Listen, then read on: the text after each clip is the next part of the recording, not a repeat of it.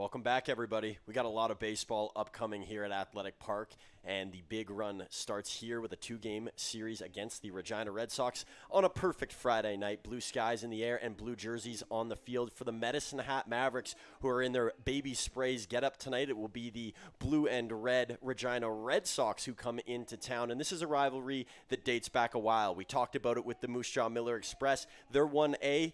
The Red Sox are 1B, and it all has stemmed from their playoff battles with the Mavs. Some tight series, winners on both sides over the years, and finals appearances to come with those wins over each other. But the regular season, it's been a different story from what we've seen in the past from these two. Perennial playoff contenders near the bottom of the Eastern Division standings. Right now in last place are the Red Sox. They have had an underwhelming year to this point, and the Mavericks, they can say the same for themselves despite finding themselves in a playoff spot entering tonight. But there's still lots of time to play catch up for both these two, and it's not a matter of how hot you are in the midsummer space, but rather when you enter the postseason. Both of these teams hoping that their peak happens at the right time, but first they look to peak against each other in this series today, and it's got big implications, as I mentioned, down the line, but we're going to stick to first things first, and as we get closer to first pitch and tonight's starting lineups, we'll eventually send you down to field level, and we will have the rest of this contest here for you, as always, on Flow Sports. My name is Truman Bartman. Pleasure to be with you as always. We're going to talk some baseball tonight. It's a great night for it, and now we will send you down to field level for our national anthem and be back with who's taking the field for these two.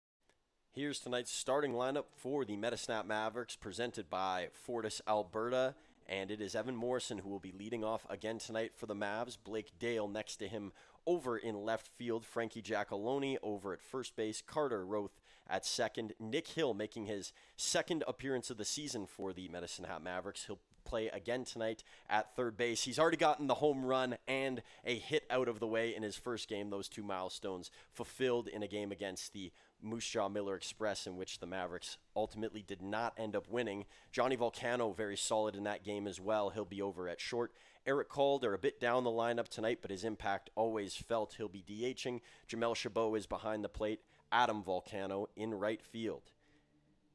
And, of course, as well presented by Fortis Alberta, we have the Regina Red Sox lineup and some names you've seen over the years, including the likes of the leadoff hitter Jalen Myers. This isn't his first rodeo with the Red Sox. I believe now a 3-year veteran on their team. Wasn't here the first time these two played, but he will be leading off tonight. Ian Montz, another guy that wasn't here last time, over in center field, the former Shreveport outfielder when they went on their big run. He's back with the Red Sox again this year. Will Tower, who was named a All-Star earlier this week, is over at first. Brady Bye will join him today in this game over at third base and at the All-Star Fest when Saskatoon hosts it later on. Jake Fowler will play second. Daniel Castellanos behind the plate. Ty Martinez over in right field. Chance Taskalchuk over in left field. And Lance Anderson will check in at short. And tonight's starting pitcher for the Metasnap Mavericks is Derek Archer. He's seen the Regina Red Sox once before, and he did it in the home opener for the Mavericks all the way back on May 28th. He went 7 strong innings, only gave up 2 hits, had 3 strikeouts, no runs allowed. The Mavericks went on to lose that game somehow, some way, a comeback effort from Regina, but he had their number one time around. Can he double dip here in his second matchup with him? The stats, they jump off the board: a 2-2 record, a 3.44 ERA, the best among starters on the Mavs, and 42 Ks on the year for the university senior in his last rodeo here with the Metasnap Mavericks. And he will see Jalen Myers for the first time this season to start off this game. Quick tap there from Jamel Chabot to Myers. Myers playing at Doane University this year, so the 2 middle infielders in Roth and Johnny Volcano, teammates with him during their days at Doane, and Doane had a very successful season, the Tigers making it all the way to the NAIA tournament. Adam Volcano also a part of that team, and mentioned he's in the outfield tonight. First pitch was a strike to Myers, and reloading and missing wide there is Derek Archer. Count will move to 1-1. Mentioning some of the All-Stars that were named on both sides, Archer selected to the Eastern All-Star team, so he'll be joining the likes of Will Tower and Brady Bye on the Regina Red Sox. They'll play together for Team East. This one fouled backwards by Jalen Myers. Myers playing a majority of his time in the WCBL over in the outfield. Mentioned he's in the designated hitter spot tonight, but if they need to shuffle the deck, Rai Pathakis can play him out into the green grass. 1-2 look here to Myers. Archer on the way, and a check swing. They're going to look to first, and it is the first strikeout of the game for Derek Archer, who has done a lot of that so far this season. Over 40 strikeouts on the year, as we mentioned, showing him off before he got to it today, and he adds another one to the tally here. So 1 quick out. Now we will see Ian Montz, another guy that he gets for the first time. A completely different look at the top of the lineup from the last time that the Red Sox were here. During their first game at Athletic Park, Mason Cantor was leading off, and he's no longer with the Red Sox. First pitch is a strike from Archer. Montz, another guy that's out in the outfield most often, and he's there tonight defensively. Archer, Montz, a swing and a miss, is working away was Archer. Jamel Chabot, a steady presence behind the plate, very solid defensively and a great game caller, so it works well for Archer on the mound as a guy who dots the strike zone well. Here's the 0-2 and a ground ball over towards Frankie Giacalone. He'll secure, flip to Archer, and that's out number 2 over at first. 2 up, 2 down here for the Red Sox in the top of 1, and it will send up to the plate Will Toger. Toger, an excellent season in his rookie year in the WCBL, and maybe a few words for Jamel Chabot, the 2 former teammates at Valley City. That was in 2024-25 during their collegiate year. A couple of former Mavericks, also teammates with Tower, the likes of Jaden Babiuk and Andrew Kim, and former Mavericks head coach Jonathan Thornhill coached Will Tower as well. I'm sure Chabot behind the plate has a good game plan for his former Viking alumnus. Swing and a miss for Tower on the first pitch. Tower's almost built like a linebacker out there. He can mash the ball, and he's really solid over at first as well. Archer has been ahead in all 3 matchups, and will miss outside there going off speed. Archer, really a 3-pitch mix. He rarely goes to the changeup, but the slider and the fastball are what he usually rotates in between. Archer, Toer's going to pull this one foul, and you could hear the ball cracking off the bat there. Will Toer does not hold back.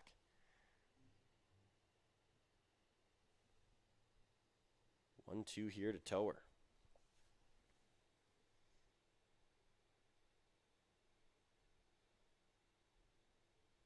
Archer, stutter steps, moves in, and a swing and a miss. A 2K first inning for Derek Archer. 3 up, 3 down for the Red Sox as he continues to file through their order with ease.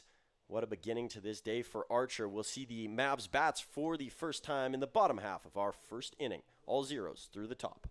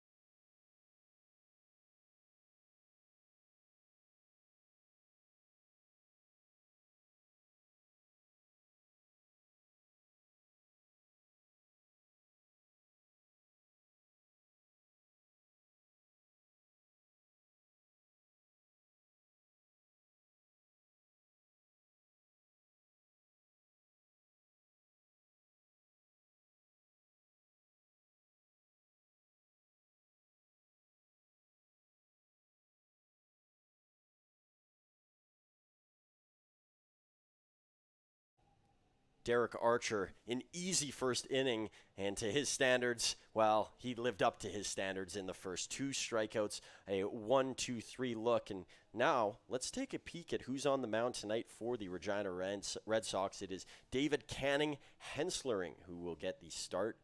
The numbers this year, they're not great. Just putting it easily, 0-2 on the year, a 23.88 earned run average, 11 strikeouts. But Henslering, a guy that can be dependable at times. He spent his freshman year at Nichols this year playing college ball. And, you know, it's an adjustment to any league that you get into. And Henslering hoping to figure it out here tonight. He's got a loaded Mavericks lineup with lots of guys who can send the ball far. And with the wind traveling left to right, they're going to look to use that here and play into the home field advantage. A lot of hitters around the league say that this is a hitter-friendly park. And so back against the wall here is Henslering. At least the numbers present that. But you never know who you have until you watch the guy throw and you watch the guy get into a game and start to maneuver. And with limited innings, Henslering still has a lot to prove, and I'm sure he feels a lot left in him. 0-2 look here to Evan Morrison. Morrison, similar to Henslering, a lot to prove, a lot of juice still in that bat. Henslering gets a foul off from Morrison. Count will remain at 0-2. Morrison has batted in the leadoff spot for quite some time for the Mavericks, and he stays there again tonight.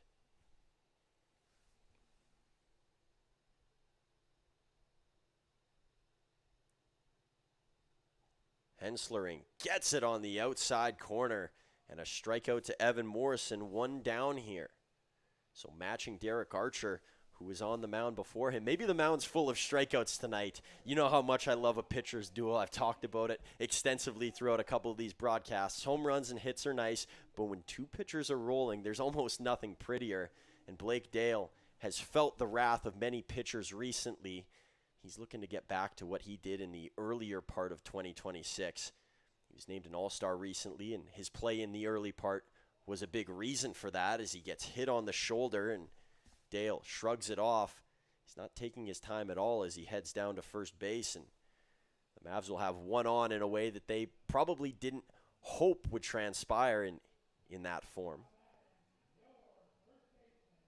So Dale will get checked on over at first base, walk it off, and you can see him flexing his arm, making sure that he's all good to go. Taking a little bit of extra time to get into the batter's box is Frankie Giacalone, who's keeping an eye at Dale over on first. Home plate umpire doing the same. Obviously, the safety of the players, the most important thing. The home plate umpire looks like he's confirmed that Blake Dale is all good. Looks like Chad Pig-Martin's over at first tonight. Ryan Reed, I believe, is over at third. Giacalone, pitch was inside. He didn't challenge, and that one near his arm as well. 1-0 look here to Giacalone, who has done a lot of damage to the back berm at this park. Several home runs, and he has made this place his park. This time, the inside pitch will hit for Henslering, and he's got a game plan here against Giacalone, targeting the inside swing. We've watched a lot of Frankie Giacalone so far this year, and he can crush the outside pitch, and he likes it there, but when he gets one inside, he can turn just as well. We haven't seen as much of that within game. He's always looking for that pitch on the outer half of the plate. Behind here is Giacalone. Very competitive in counts that he's behind in, so he's no stranger to it as he faces a 1-2 look against Henslering.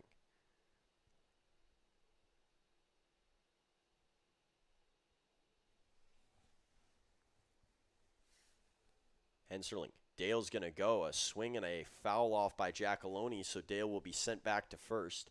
The Mavericks are not a team that is going to steal very often, and so unfortunate there for Dale on the attempt that it doesn't go through for him. Back to 1-2 for Giacalone. On deck, as per usual, is Carter Roth.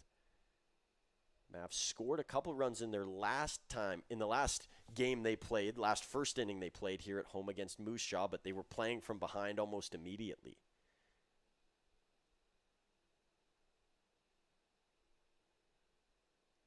Henslering, 2 head nods, and Giacalone, a swing and a miss as back inside goes Cannon, and he gets another strikeout, his second of the night.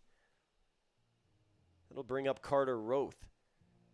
Talked about Blake Dale going to the All-Star Games. So will Roth, his second consecutive year going to ASG. Got to play in the first one, made a start in the infield.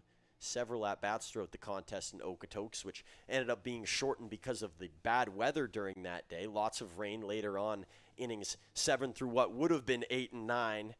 The rain did not stop throughout the rest of the evening in Okotoks. Dale's going to take off Roth down the line, and it will end up foul. And actually, Roth is going to take first base here. So Dale, not a stolen base over at second. I think they're going to call a balk here on Henslering. I think that had everybody confused for a short moment there. But the umpire stepping right out into the spotlight and making sure that his call was clear. There'll be 2 on now for Nick Hill. Nick Hill with 2 hits in his Maverick debut. A chance to get a big one here and put the Mavs up early with a runner in scoring position.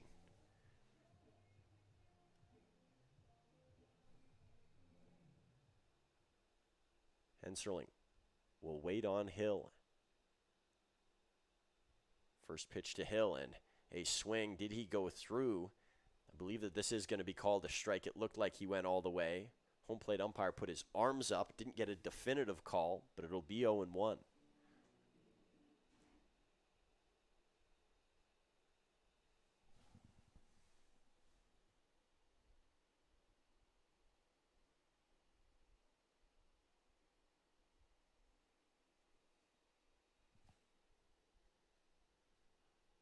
Here's Hill.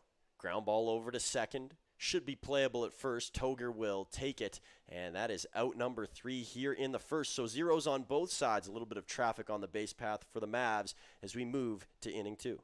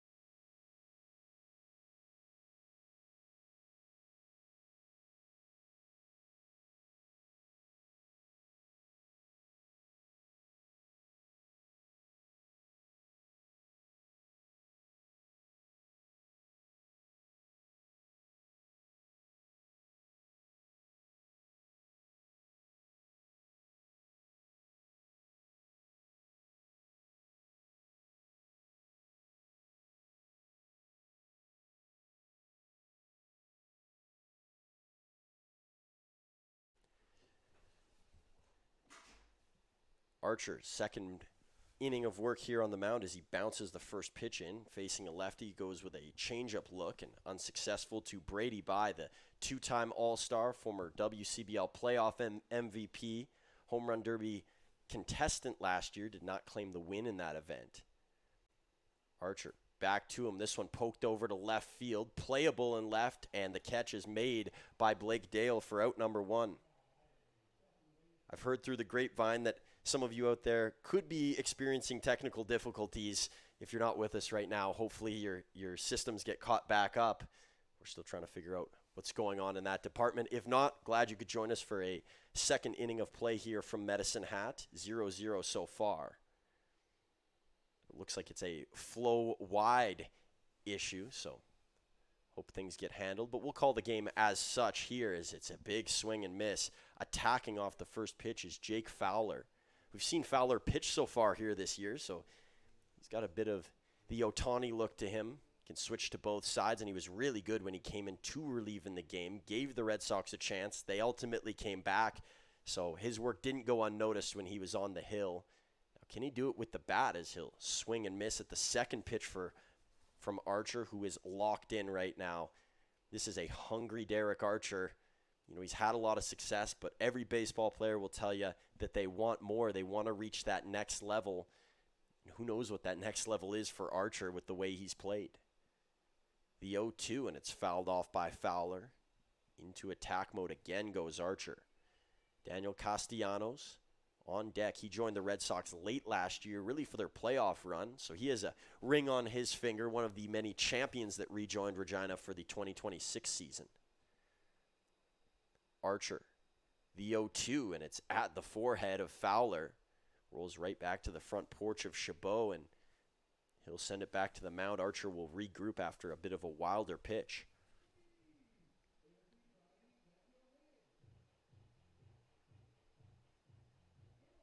Archer. Glove to mouth, down the stretch, a swing and a miss. Chabot taps to the side. Fowler runs to first. There's out number one via the strikeout. That's the third of the evening already for Derek Archer. We've seen some pretty good performances as far as strikeouts go in Mavericks history. You can think back to the big one, Josh Landry, in the playoffs where he touched double digits. Dylan Escobar did the same. Those are the two most recent examples of lots of strikeouts in a game at Athletic Park from a pitcher, at least in the sake of Escobar. But Archer, he's beating on the drum early here. Let's see how good it can be for the Mavs ace as he goes low, and no swing on the first pitch to Castellanos. Primarily known for being a great defensive catcher is Castellanos. He was praised for his efforts last year behind the plate, his ability to manage so many different looks on the mound and do so courageously. Swing and a miss on the second offering from Archer, and it's 1-1. Castellanos is a catcher that you need to have as a part of your group.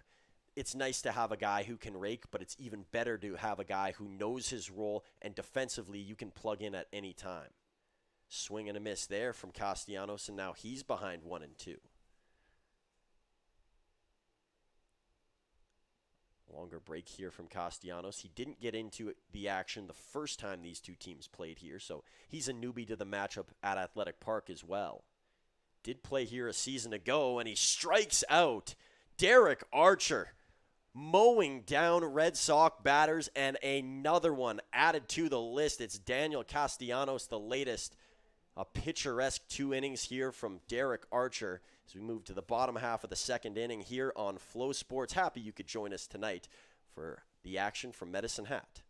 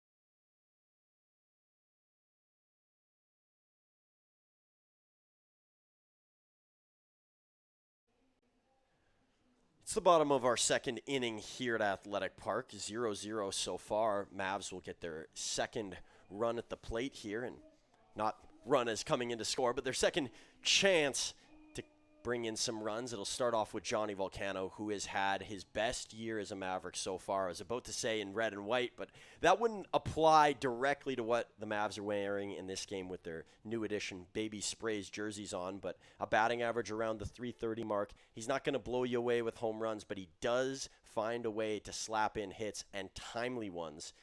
Volcano very good at either starting rallies or finishing them in stride, and it's good to see that he's found another level to his game. He had a long college season, and some of that wear and tear that comes with it at times. Looks like Volcano's fighting it off well. Swing and a miss as it goes to 1-1. First matchup with Henserling tonight, who was pretty good in the first inning for the Regina Red Sox. 2 strikeouts. He matched the total of Derek Archer. Henserling looking to bring all of his numbers, at least average-wise, down. Bit of a higher ERA. Of course, you want the strikeouts higher, limit the walks. He does have 1 hit by pitch tonight, but no free passes outside of that, which is a positive through 1 inning. Henserling on the way, and not just above the strike zone. A 3-1 count here is now flirting with a free pass as Henserling. Just want to welcome all those who were maybe experiencing some of the outages across Flo back into the game. Here's a grounder over towards third. Barehanding it is by, and his throw was off. What a play that would have been from Brady By. You just never know with him. He's naturally a catcher, but has played a lot of third this year, and he's athletic, really athletic. And that play would have been specimen-like, trudging down the line. And Volcano's got good speed heading to first, so a large task. And now comes up Eric Calder. Johnny Volcano's on. Calder working on the swing today. He says that he hasn't felt like himself the last couple of games, and it's always okay. Every ball player is going to have a lull during the season, but he's working at it, trusting it, and looking to get back to what he did at college this year and what he did to start his season with the Mavs. Henserling. That pitch just in for a strike. Calder will look back to the home plate umpire and check on the exact location, have a few words.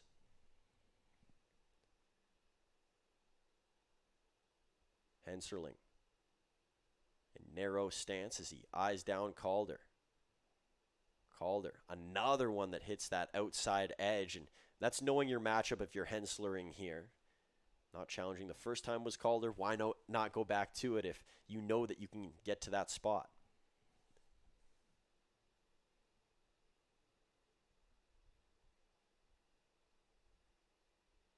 Calder.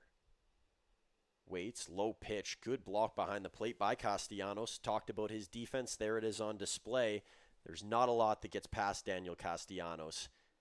He is a fortress behind the plate. Calder will take his time and adjust his gloves. Usually see him always adjusting that strap around his leg or more so near his foot. Now we'll look to adjust to Henslering, who has the upper hand in this count at 1-2.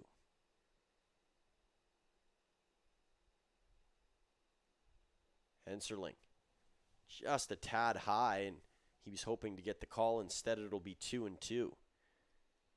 For those joining us, it was a 2-strikeout first inning for David Henslering.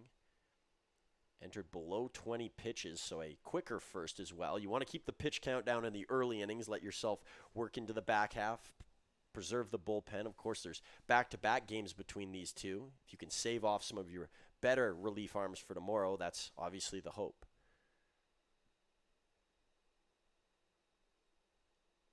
Henslering, a double head nod and a foul off by Calder. Usually see just one subtle head nod, but for Henslering tonight, it's double every time, and it's a stern one. He looks right down the stripe at Castellanos to make sure that he has that.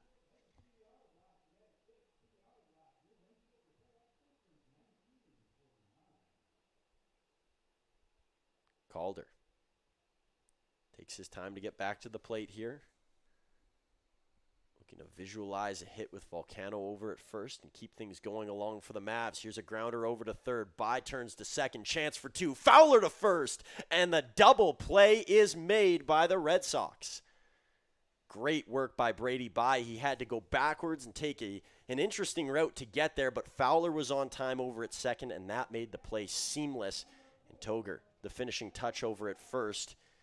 A quick inning here for Henslering could look good after he's watched Archer go through too quickly. Allowed a couple of base runners in the bottom of the first, but he's cleared it here.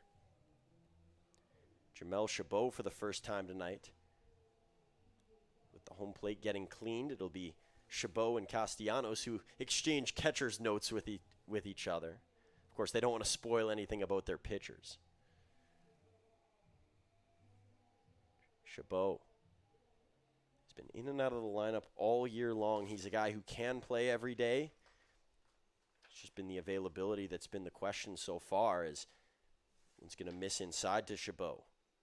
A 381 average when he has gotten into games. 8 hits so far this season in 21 at-bats.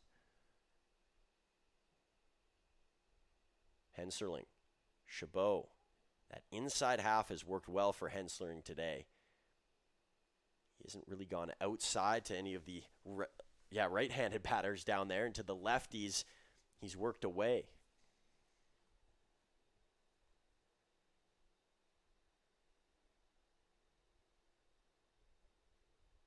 Chabot rips this foul right down. Looked like off the mesh that's just under the dugout.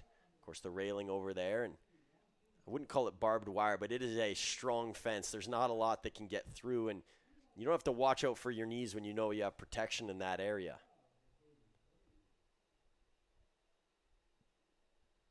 One-two look here to Jamel Chabot. Already 2 outs in the inning for the Mavericks here.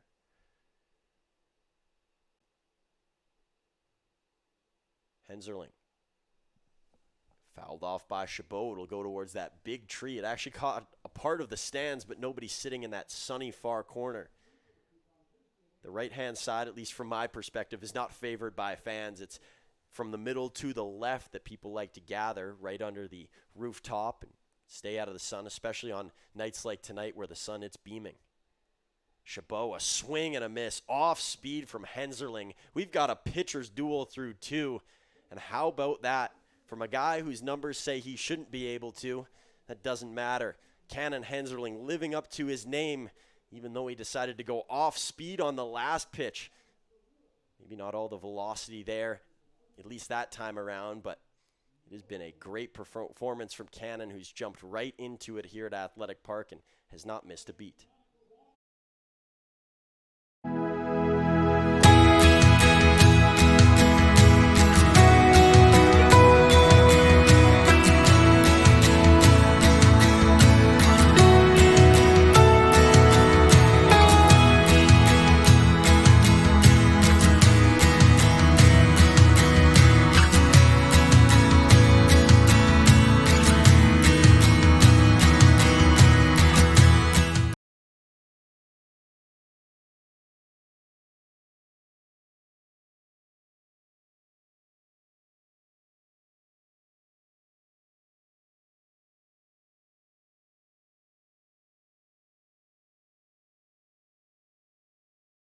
Hey baseball fans, make sure to stay up to date with your favorite teams across the league by subscribing to the WCBL YouTube channel right now. We have tons of free coverage for you over there, including daily highlights, full archived game broadcasts, daily game day previews, plus a WCBL report with myself and Joe McFarland every Wednesday. It's all in one spot, the WCBL YouTube channel. Subscribe today.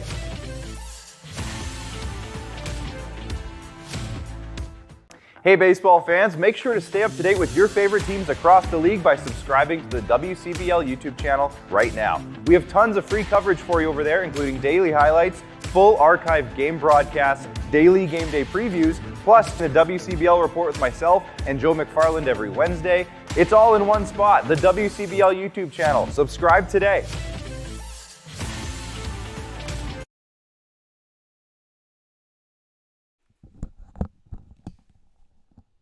Ty Martinez headlines inning 3 here. Derek Archer, 3rd inning of work. He's kept the pitch count low, 22 pitches to this point, and his 23rd is a strike. Outside edge. So both pitchers working away from left-handed batters.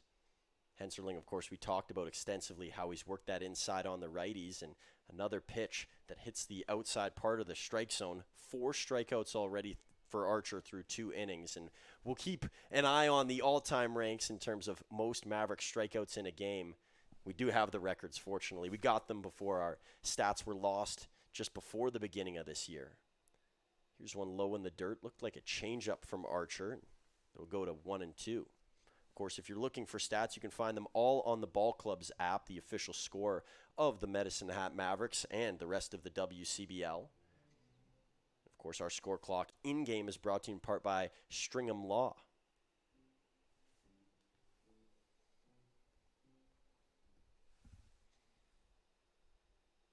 Archer.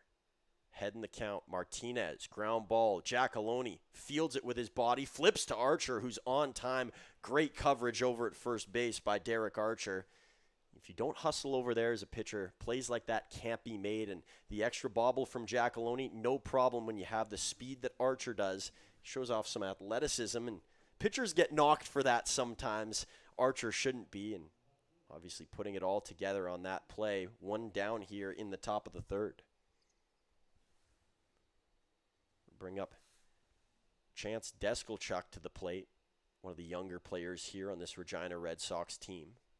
Wasn't with them when they won it all last year. Looking to bunt there was Deskelchuk. He's over in left field, so 2 outfielders in the lower part of the order for the Red Sox tonight. And it's those in the corner spot specifically. Ian Montz, the 2-hole hitter, he's in dead center. Archer doesn't like to waste time on the mound.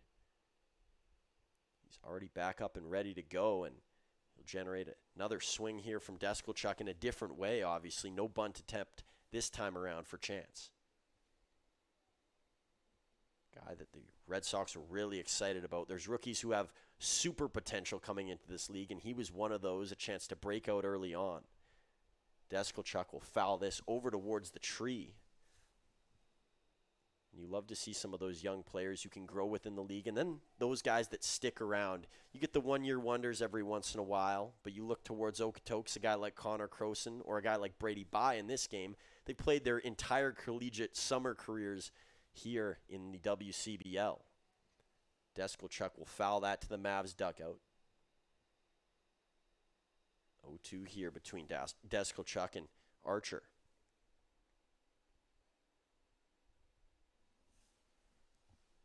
Breeze has calmed down a bit as this game has gone on, and we haven't been in this game for very long, so it's a good sign that we could have no win by the end of it.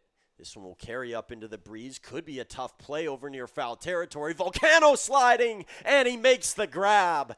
Had one of those in play last game, and it doesn't matter where the ball is about to land. The range is far and wide for Adam Volcano, and he gets down to grab that one for out number 2. Archer, a couple squishes there of the rosin bag, and those are ones you don't feel like you got away with because it was already heading to foul territory if you're Archer, but still a play that can't be ignored when you have the range to get over there, as I mentioned with Volcano. Great wheels, and then the timing as well with the slide was picturesque. Archer, leg kick. Attacking at the first pitch is the 9-hole hitter in Lance Anderson. He's over at short tonight. Forgot to mention within the lineup, no Justin Simard, who's a middle infielder. Normally plays over at second, a 2-time All-Star, and not here with the Red Sox tonight, at least playing in this game. Archer gets the call on the pitch, and it's 0-2 right away. He has brought the fire so far towards these Red Sox hitters, and they have not had a lot of chances to process with how quickly he's worked and how many strikes he's thrown. Archer, this one poked towards center, and it's in for a base hit. So the first hit of the night for the Red Sox, and an 0-2 count for Lance Anderson nonetheless. So 1 on here for the leadoff hitter in Jalen Myers. Jalen Myers talked about, he was at Doane University. Played with the middle infielders for the Mavericks in Carter Roth and Johnny Volcano. made it all the way to the NAIA tournament with them, and Adam Volcano in right, a part of that team as well. Archer, Myers, no swing. Strike is called even though it came out of the glove of Chabot.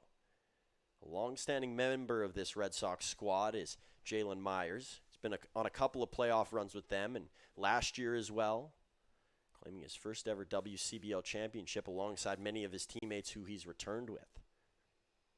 Archer, runner thought about going down the line and just foul. A good watch on it over at first base by Frankie Giacalone.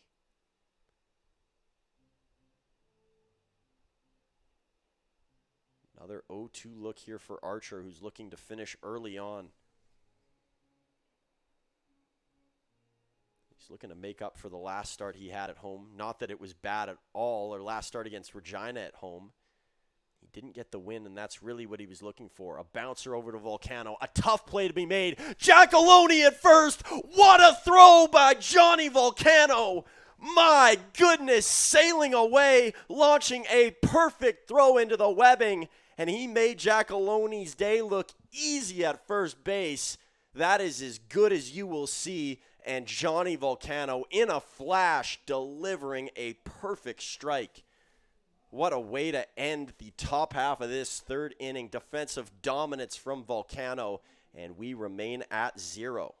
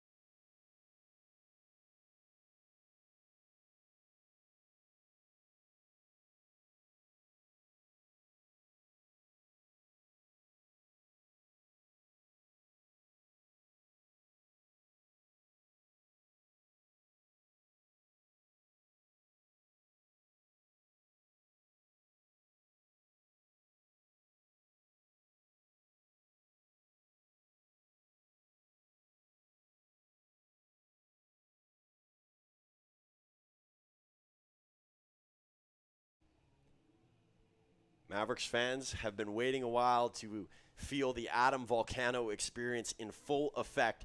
We saw sparks of it year to year. He's become more of a full-time option this year, and he has been great as of late. The best stretch of his WCBL career. It doesn't matter where he hits in the order. He is still a scary threat to all pitches, and Cannon Henslering is going to have to deal with Adam Volcano at his best here. The numbers for Volcano so far this year: a .304 batting average, 19 RBIs, had his first home run of the season just a few games ago here at Athletic Park. You got to expect more are going to come from Volcano in terms of the power that he can bring. He's similar to his brother Johnny in that they can smash the ball around, more of extra base hit guys, but there's some pop in that bat. Is a ground ball over towards short, taken by Lance Anderson, and that is a quick out number 1 for Cannon Henslering. Up to the top of the order we go for Evan Morrison. 1 hit apiece tonight between these two teams for two offenses that can really start chugging and really get it going. It's been a silent night so far. Last night for the Regina Red Sox, they had a fest over in Okotoks. Not because they ran away with the game, but it was a high-scoring game in which they walked it off. I believe the final score was 10-9 in favor of the Red Sox in that game as they knock off one of the league's best teams. Funny enough, when the Mavericks were up there, they actually had the reverse happen. They got walked off by the Okotoks Dogs. Here's the 1-0 to Evan Morrison, and now it's 2-0 to Morrison.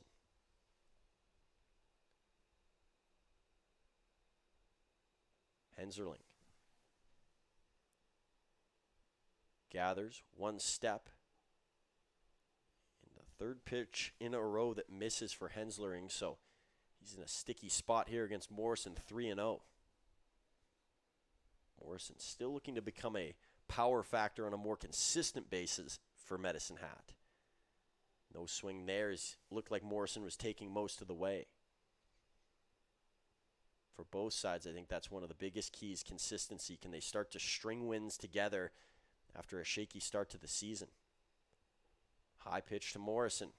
It's a 5-pitch walk as Evans off towards first base. It'll bring up Blake Dale, who was hit by a pitch in his first time up. Dale made it all the way over to second base. It's the furthest any player has made it so far tonight before Henslering was able to navigate out of the inning. A double play already for the Red Sox defensively. That's never a question with Regina. They're a really good defensive team, and they have some high-quality bats. Even when they're out of games, the defense still seems to be really straightforward. They don't make many mistakes.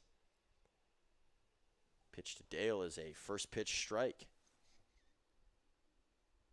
A couple of players sitting down by the bullpen for the Regina Red Sox, but no action. Every Maverick in their dugout right now, and that's the way it should be when two pitchers are rolling like Henslering and Archer. Dale a swing and a miss on a lower one. He's behind 0-2 here.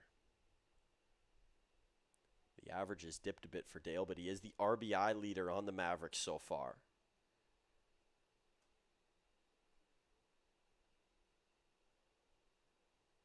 Henslering doesn't second guess here. He goes right to the first motion from Castellanos. Looking to steal was Morrison. He's there, and a great read off of the hand for Evan Morrison. It was a high pitch. Castellanos had no chance to throw him out.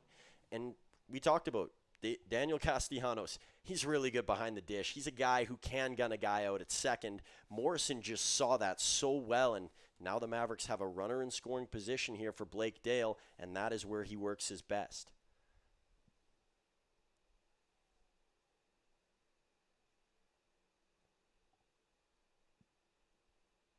Henslering over to Dale, and he just missed it turning on that pitch. You could see the helmet tap after, a bit more aggressive than usual from Blake Dale. And when you're in a bit of a funk, you'll do anything to get out of it. Any different type of way in the pregame or in warm-ups, even mixing up your batting stance and strategy where you sit in the box, you'll try anything to get out of it. And Dale, he stayed pretty straightforward to his approach, but I'm sure away from the park there's lots of things he's thinking about in terms of changes that he could make. Henslering a high pitch here, so it'll be 2-2. We've seen Blake Dale chase that high inside pitch before, but he stays off now and could set up for something much bigger.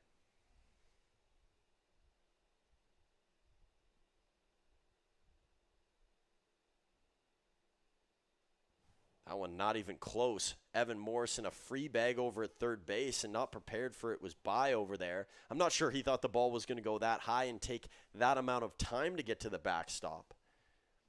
So a full count to Blake Dale as he works 3 straight balls, and Henslering now up against the fence.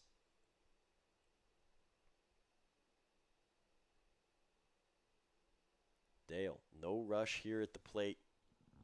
He has things right where he wants them. The Mavericks looking to take their first lead of the night. It'd be the first lead for any team in this game. Dale with bat in hand. Henslering, one that knocks off the mask of Castellanos. Morrison was leaning out over at third base. Instead, he'll stay, and Blake Dale will head over to first. Runners on the corners here, so double play ball into effect. See if that changes the approach for the Mavericks, whether Blake Dale tries to steal here. He's a really quick base runner. You'd hate to end the inning on another double play. It'd be the second of the game for the Red Sox. Frankie Giacalone, not a guy that grounds out very much. Can send it up into the air a lot, and maybe up in the air is the status of Cannon Henslering on the mound. They're going to have a meeting with him. I would like to believe that this is Zane Paulin, the former WCBL All-Star pitcher, who comes out to have a conversation with his starter. Paulin, a part of a long bloodline here of great Red Sox starters. Think back to last season with Kai Langford and, of course, Colton Anderson, the former pitcher of the year. Paulin pitched with Anderson. They kind of came into the Red Sox organization together. And Henslering looking to join that group of Guys who have status as known aces, known starters for the Regina Red Sox. Kagan Baker has cemented himself in that group with his performance in 2026. He's been the ace after Aiden Shoemaker left earlier in the season, and a couple of tough starts recently for Baker, but he's still among the league's best. Dale gonna go here. Castellanos dropped it on the transition, and a great steal by Blake Dale takes the double play out of play, and now 2 in scoring position for Frankie Giacalone. Carter Roth will wait over on deck, but he's hoping that Giacalone can punish one through and allow those runners to score before he even gets to the plate. All guys want their moment, but all guys want to win just a little bit more. The pitch to Giacalone, grounds it over towards short. That'll allow a run to come in to score. A high throw from Anderson. There's the out at first, but the Mavericks take a 1-0 lead here at home as we get our first run across of the night. An RBI ground out for Giacalone. Blake Dale remains at second. Carter Roth comes up to the plate. Spoiler alert, I think it's going to take more than just one run to win this game. I know both pitchers have been good today, but rarely do you see a game that is 1-0. In fact, I think it's probably more likely you see a 21-20 victory in the WCBL with the way that runs have trended this year. You know, pitching has been really this exclusive club of finding guys that can go out and consistently play at a high level and not allow a lot of runs. Derek Archer is among those few members that have an ERA really below 4 that have, I guess, qualified ERAs within the WCBL. Henserling could have a low ERA in this game with how he's played so far. Still has to deal with the runner at second. Pitch to Roth will be high, and Roth will take again.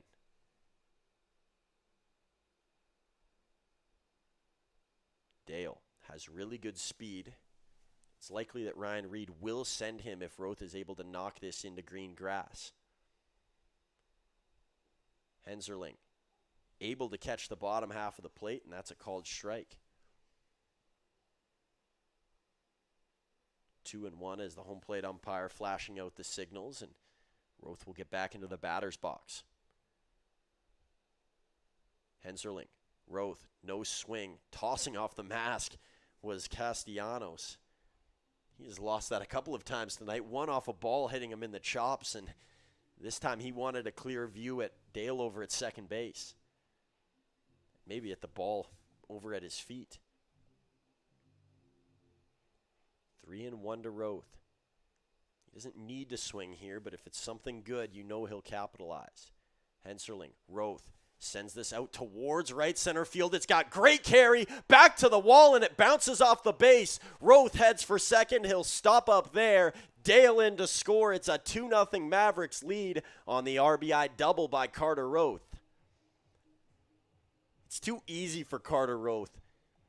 When he knows that a strike is coming, he can flip it to the other side, and that was more than a flip, as that one flopped against the wall, bounced up, caused a little bit of trouble for the center fielder in Ian Montz, and now Roth's over at second. Here comes Nick Hill. A new ball being requested from Henserling on the mound, who's already given up 2 runs in this game. The positive sign for Henserling, there's always a silver lining with most performances, is that he hasn't walked a whole lot of batters.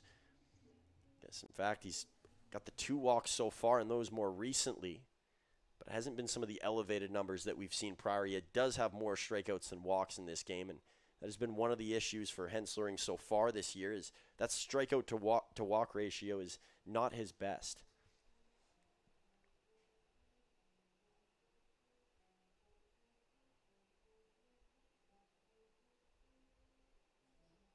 Henserling gathers to the glove. 1-0 here to Nick Hill. Roth a long lead, no swing from Hill. Blocking again is Castellanos. Talked about the long day that Gary Swan had when Moose Jaw was in town. Really beat up his body with the amount of balls he had to block and many spiked pitches. Castellanos, a very similar feel in this game. He has been down in the dirt, and he's not been afraid to get muddy in this game at all.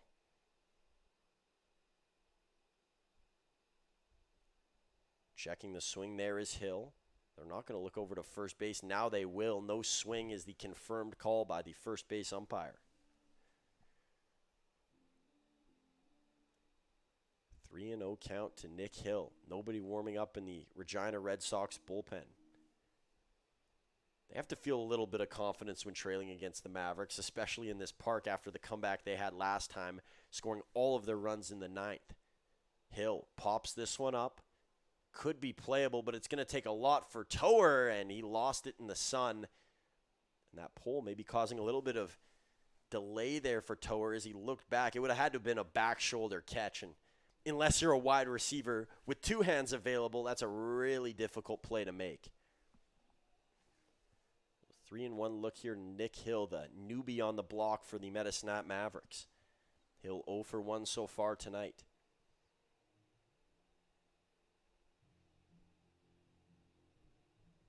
Henzerling. Roth still over at second base, 2 outs.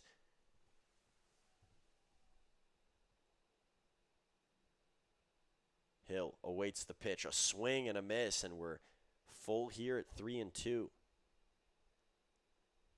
Got to talk to Nick Hill in the pregame today and spoke about his experience up here, which has been only 2 days long. Hasn't been in Medicine Hat or Canada for that long, and he said it was his first time coming up here in a brand new experience. Hill rips this one down the line and foul. Henzerling will move back over to the mound. Hill, an avid surfer. He said that when he was back in California, that's what he loves to do, is getting out on the waves all the time. And he said he got up here and he was looking for something to surf on, and there isn't a whole lot. Lots of plains here in Canada and specifically in Alberta. Hill fouls that to the back netting. The count remains full here. Henzerling right back to the strike zone he went. Hill making this a longer inning than Henzerling would have hoped for, and that might mean that Regina has to move a little bit quicker down in right field foul territory where their bullpen is. Hill on top of this one, and he sends it high and wide again. That's 2 that have been pulled by Hill in this at-bat, so he's getting close to getting what he wants. Just hasn't gotten all the way there. Now almost at 60 pitches here in the third inning of play as Henzerling kept it down through 2 innings of play, was below 20 after the first. Henzerling. Hill pokes this one out towards center field. Montz not far to travel, and he makes the play. 1 left on for the Mavs, but they jump out to a 2-0 lead here in the bottom of the third. They finally get to Henzerling on the mound, and he had a little bit more trouble than in his 2 previous innings. We'll see if this one's officially broken open and if the Mavs can go on a ride here. Riding well on the mound so far has been Derek Archer. Not a lot of trouble. He has been stable up on the bump for the Mavs as per usual. We'll return with him in the 4th. The live sports experience is changing. Teams and facilities are under pressure to provide online and in-venue entertainment. IKS Live has the right team to deliver. We provide service across North America and produce the best fan experience, in the seats or streaming to you.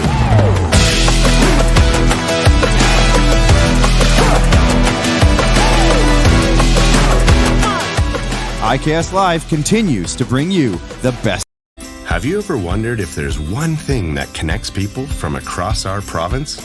Something that connects the coffee shop to the spray park, or the brewery to the rodeo, the campground to the sports field. It's pretty amazing when you think about how it's all connected, because it truly is, and it's all we think about, so you don't have to.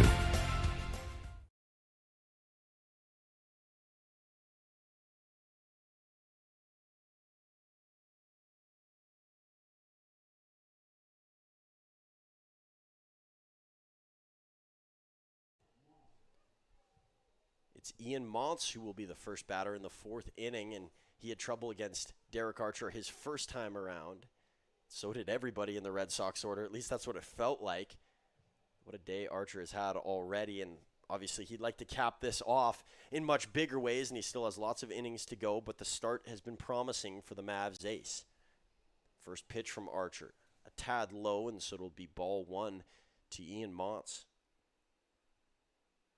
Archer, 4 Ks so far, and he's under 40 pitches as he enters the 4th.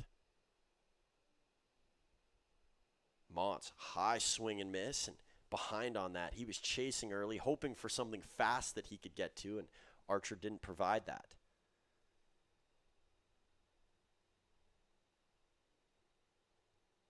Archer, Montz fouls this one off. He caught up closer that time. We'll see if Archer flirts with it again. He's got a left-handed batter here. This would be a spot where he could go to the changeup, and I know he would like to go to the changeup.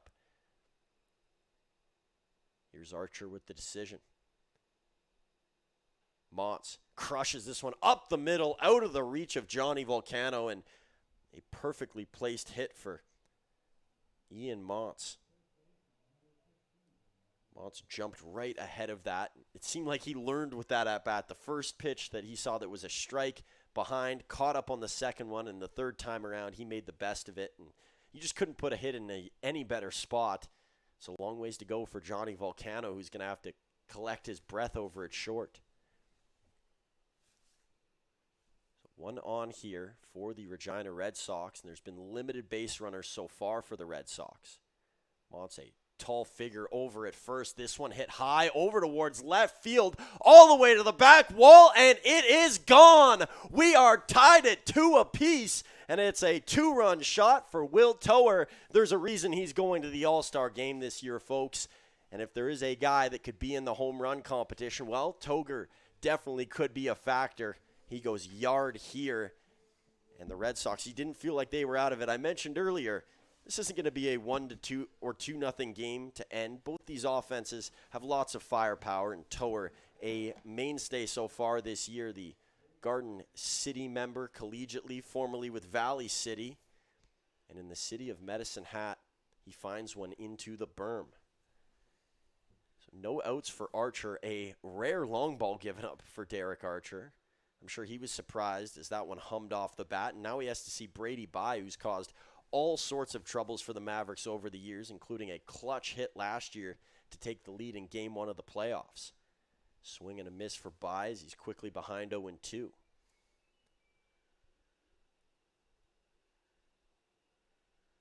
Mentioned Byes making his 2nd consecutive All-Star appearance this year. Teammates with Archer when they will attend that event. Bye pokes this one over to Roth, and in and out of his glove, still maybe a chance, and it went off of the leg of Bye. He's going to turn around. He's in the outfield. Had to pause for a second. Giacalone will move all the way back. I'm not sure if the umpire over at first negated a chance to go to 2 for Bye. It looks like he's having some words over there. And shocking for Archer here, that's 3 consecutive hits given up. There haven't been many times so far this season where he has given up 3 in a row. Brady Bye at first base, Jake Fowler coming up to the plate. When you see a pitcher enough, and I guess this would technically be the 11th inning that the Regina Red Sox have seen of Derek Archer this year, you're going to learn a few things, and putting that to use here are the Red Sox. First pitch is low to Fowler, no swing. Archer. An unusual spot here. Not a lot of hits on the night for the Red Sox either. It says on the board that there's only 2 hits and 1 error, but could have sworn there's been 3 hits in this inning so far. Back into the strike zone goes Archer. Off speed look, and we'll tie the count up at 1 apiece. Welcome back up to the broadcast booth. James Tubb here for the 4th inning. And James, you came up maybe at the wrong time for those Maverick listeners, but Regina fans would like you to go back down the stairs and come back up again so that some luck can remain on their side. It worked out pretty good. I opened the door to the broadcast booth, and I heard a loud thwack, and that was that hit there from Tover, and that was quite a home run. And, you know, the Regina Red Sox are kind of making things going here in the 4th. Jake Fowler behind here 1-2, and you're going to the All-Star game this year. You're going to get to watch Will Tower there. He's one of those guys that's remained underrated because the Red Sox haven't had much team success, but clearly some jump in his bat, and it's been talked about how good he is defensively at first base as well. There's a lot of power there, and when you play in a lineup that has a guy like Brady by, it's hard to stand out. Justin Samard as well, and Toger has done a really good job of that, and obviously getting the All-Star nod, and seeing even tonight at first base, his defense, it just adds to the repertoire, and he looks pretty solid over there. Archer. By is going to go here, a swing, and they're going to call everything off, so By will go back to first base. Looked like a foul tip there from Fowler, so no strikeout call, and maybe that saved Archer in some ways. Keeps a double play in order, right? And, they're kind of lucky that Brady By, I think maybe Truman on his hit, didn't know what was going on, and so he settled there first, on the error, the rare error we see from Carter Oath. Archer back to it at 1-2. Fowler, ground ball, could be 2. Volcano, Roth, down to first. Giacalone off the bag, but he secures. And the first double play of the night for Medicine Hat as they, I guess, mirror what Regina did earlier. Yeah, and that foul ball by Fowler proves, dividends right now to be able to turn that double play for the Mavs and for Archer. There's been some damage against, but now it's 2 outs. It's a clean sheet, and he gets to go at Castellanos here and try to get out of this inning. And a healthy boost for Archer. You feel that kind of angst when you give up a home run. Now the game's close. You feel like you didn't do your part in some ways. Archer always looking for a clean scorecard, and he's done it this year, so that's why that has become his standard. But the double play levels things back out, and he gets a swing immediately from Castellanos here in his second at-bat. And with his experience in Archer, this is his last summer of college ball, he is able to rebound. It's if we've seen in outings, if he gives up a home run, gives up runs or hits, he's able to lock back in and get the outs that we saw.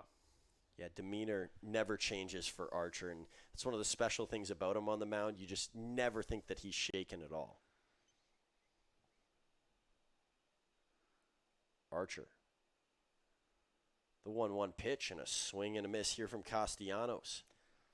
And it's the way that he's able to rotate between a pitch that has lots of velocity in his fastball and then that slider that is so deadly. He's got some big turn on it, and he usually gets hitters leaning, as we saw there. Archer. Higher pitch. Castellanos will lay off. Through the first 2 into the third inning, really, before he gave up the hit, there was a lot of mixing, Truman, that we saw, and, just keeping Regina off balance. They weren't really able to settle into at-bats. He was working pretty quick and efficiently, and we're seeing more pitches this inning as he gets out of it. And a K for Derek Archer. It'd been a while since he saw one blow by, his 5th of the game, but Regina right back in it. They love to hit home runs here. We've seen plenty over the years. Will Tower, the latest to add his name to that list, and it is a 2-2 tie as we move to the middle of 4.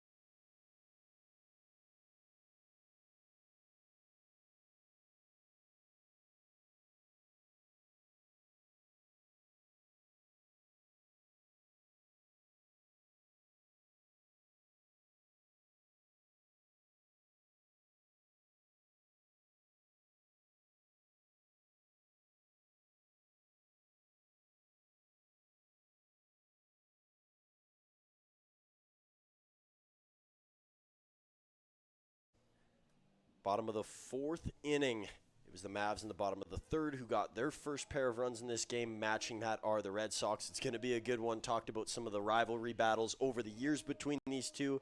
When you were up here, James, and we talked about Moose Jaw being a main rival of the Mavs, Regina is right on par, and it's because of the playoff bouts that really those three have shared together in many different playoff years. It's been the run through the East Division, it feels like, really before Saskatoon joined. It was those three teams. They were all going to play at some point in the postseason, and Mavs would win a lot against Regina before, obviously, last year, and then would lose to Moose Jaw. And the 1 year they made it to the league final in 24, they beat Moose Jaw. So it's, there's a lot of bloodshed between the three, metaphorically. Henserling, I'm glad you clarified. Yeah. Right off the post, all the way down into ground level, and nobody scooped it up yet. I'm sure several kids will run after it.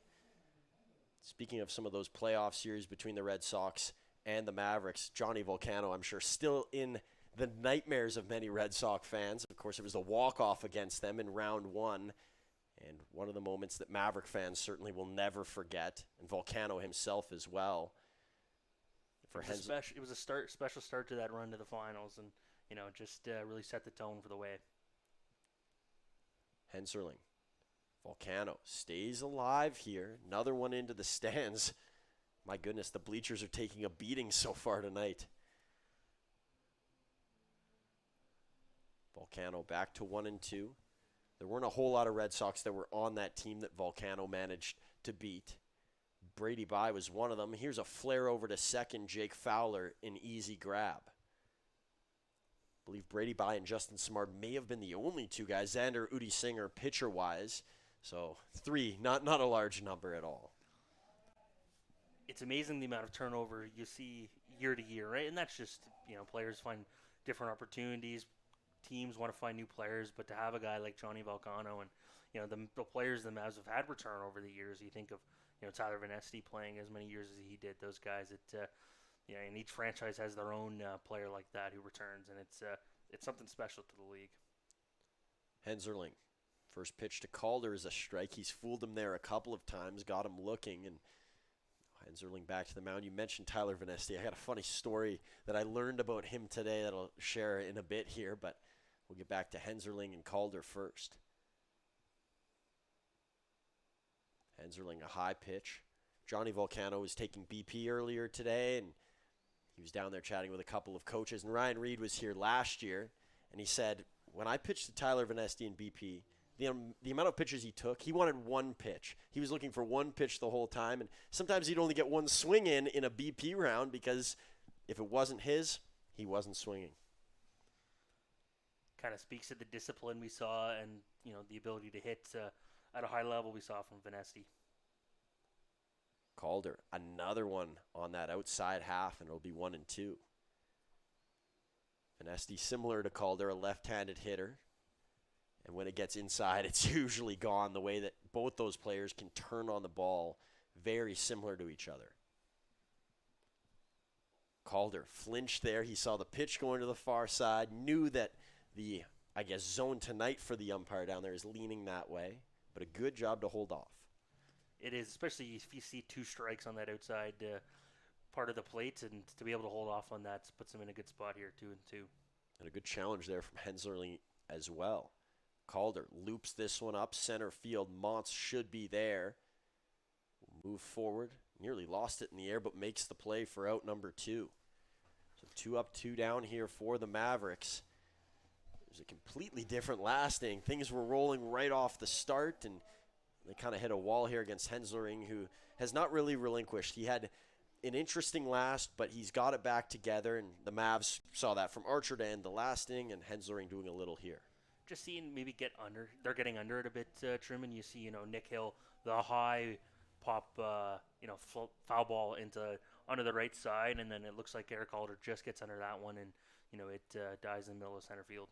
Jamel Chabot up with 2 outs. First pitch is high from Henserling.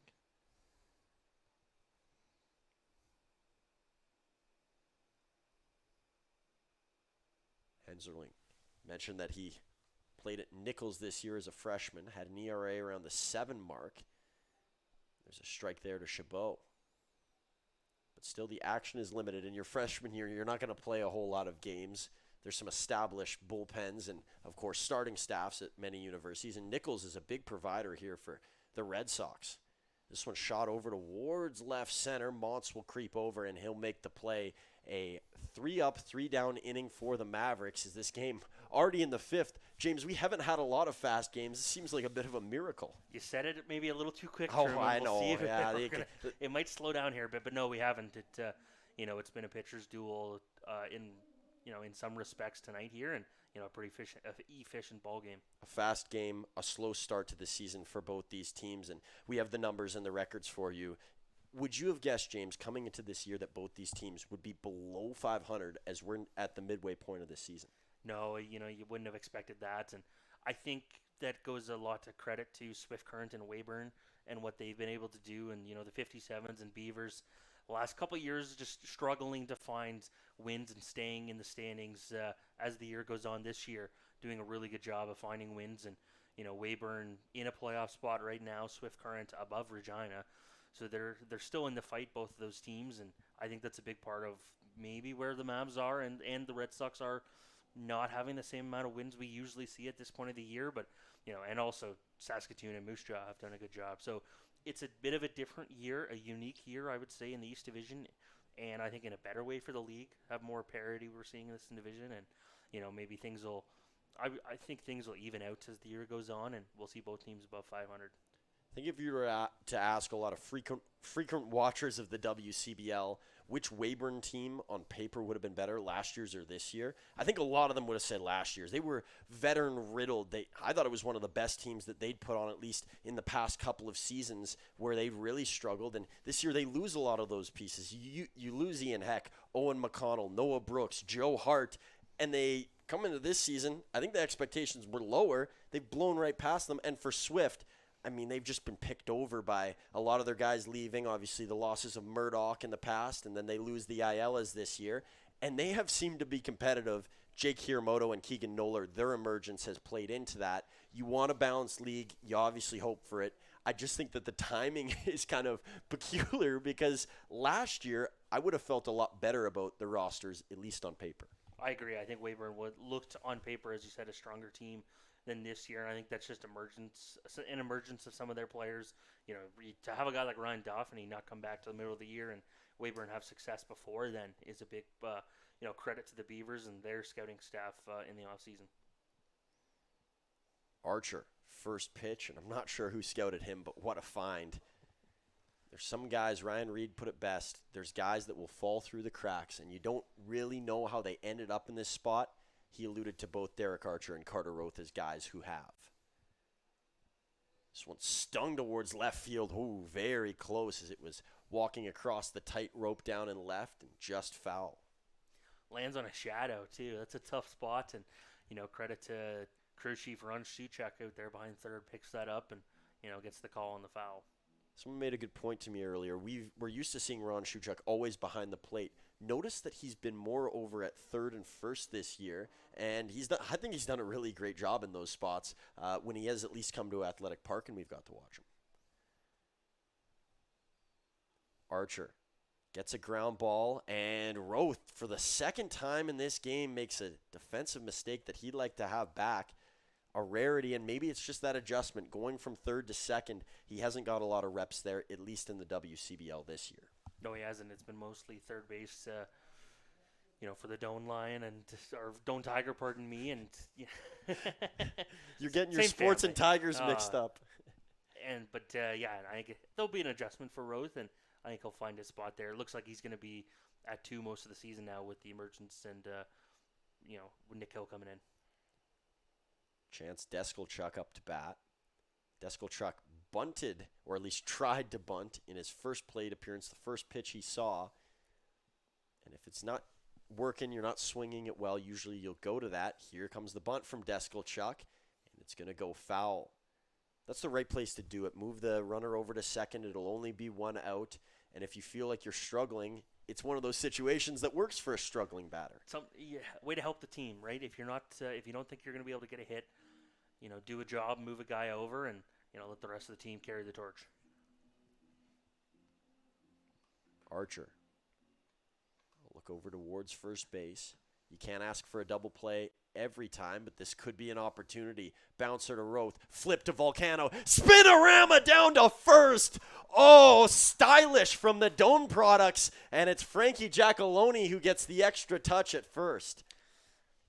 What a play, Carter Roth, makes up for ball goes under his glove, picks up the ground ball there, a little shove to Johnny Volcano. He's able to spin it off there to Giacalone at first, and for the Mavs defense, it's been stellar at times, and that's a play right there that just picks up their pitcher here, and again, very quickly puts him into a 2-out position. Joe and Rowe over there at short and second, and they love playing alongside each other. They're obviously really close friends. Each of them have talked about it a lot.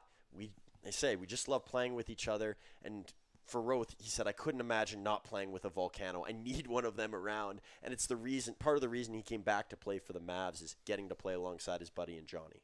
And you see them right now on the stream as Derek Archer gets set, just talking about their footing and where they're going to be and where the ball's coming, and that's just chemistry, right? That can't be taught, has to be earned between players. Roth, it was a shaky start to the inning, but he secures that one, and a couple of big plays made in the infield by the Mavericks. You see the smile going from Volcano to Roth as they come off of the field, and their teammates in the dugout absolutely loving it. We remain tied at 2 here as we move on to the bottom of the 5th inning at Athletic Park. Regina and the Mavs. This is what you came for, a tight game with possible playoff implications down the line, and it's living up to all of it. The Okotoks Dogs and Baseball Canada will host the Road to Okotoks and the Morneau Cup National Championship at the Siemens Stadium Complex from July 14th to 19th. Come watch the top 16 youth baseball teams from across the country. These are the future stars of Canadian baseball, tomorrow's collegiate standouts and professional players, all chasing a national championship. Don't miss a week of elite competition, unforgettable moments, and the future of Canadian baseball in Okotoks.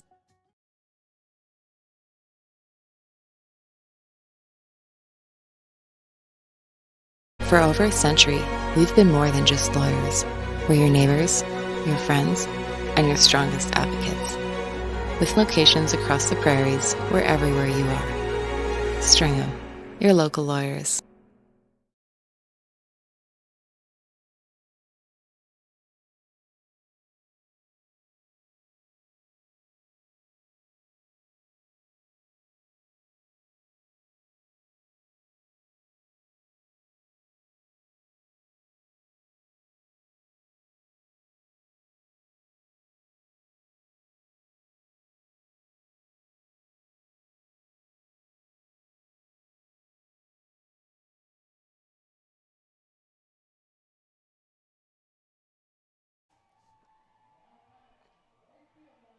Bottom of the order for the Mavs, but it is a good part of the order nowadays. Adam Volcano has had a great year. We talked about that off the top of our game today, batting over 300, and he has been a rallying point for the Mavs. He used to be the young guy that they rallied around. Now he's become a veteran, and he can kind of be the voice in the clubhouse at times, and he's got his own voice. Him and Johnny, obviously brothers, but very unique in the ways that they go about things.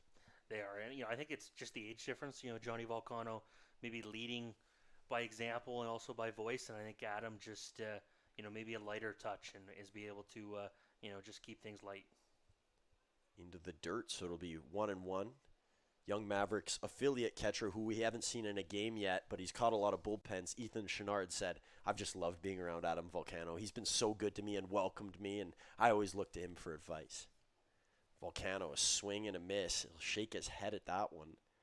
I don't think I've seen him, Truman, in the years. I believe it's his 3rd summer as well. He came in late in Johnny's first year, and I don't think I've seen him without a smile the entire time he's at a ball game, and he likes playing, and I think that's been the biggest part of his success this year is more playing time.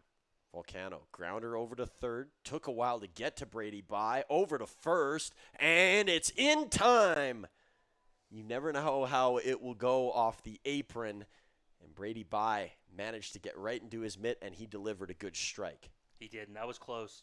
And Volcano got down the line in a hurry and made it tough on the Regina Red Sox veteran third baseman. And he's able to get that down there. And he's played a lot of games here at Athletic Park, so maybe a little more used to the apron, but it would still be as unique as, maybe the infield is in Moose Jaw, right? And it's a rougher infield in Moose Jaw. Yeah, both Adam Volcano, who we just saw, and Brady Bai, who managed to get the out, were affiliate players with their current teams. That's always cool when you can see a guy that started there, a roots player in many ways, worked their way all the way up. And, I mean, for Brady Bai, he's not from Regina. He's from White City, but very nearby, and I'm sure he grew up dreaming of being a Red Sox, and he's managed to play his whole career there. Very much an adopted son, I think, in Regina. Just from afar, it seems that way. Henserling. 0-2 here to Evan Morrison, who walked his last time up. High pitch to Morrison will be 1-2. White City, not a place that a lot of people have heard of, but that's where Brady Bai began playing baseball and was also a hockey player at one point. Most players in this league that are Canadian, you'll see those two. Obviously, the summer reserved for baseball. As soon as the snow comes out, so do the skates. It's kind of funny when you look up and do some research on Canadian players. You Google a name, German, and you see, WCBL, their college. Then you look at Elite Prospects, and Elite Prospects is a statistic website for hockey, and it's kind of cool to see the crossover. 2-2 here between Henslering and 22 and Morrison. Evans going to take a pitch there. It'll be a full count. Speaking of WCBL players and the emergence into hockey, Ethan Murdoch, two-time All-Star, recently hired by the Swift Current Broncos. The news came out a couple of days ago, so congratulations. I know he's not listening or anybody that knows him, but Murdoch getting a role in the WHL. Morrison hammers this down the line, and this could go a long ways. Already being pointed towards second is Morrison, maybe even three, putting on the sign. Over at third is Ryan Reed, and an arrow celebration after he pinned one into right field. Evan Morrison, what an at-bat.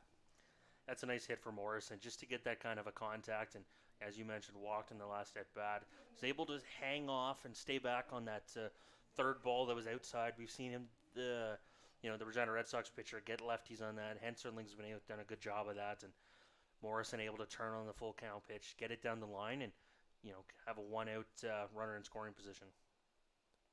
Blake Dale waits for Castellanos to get his headgear back on. He'll wait for Henslering as well.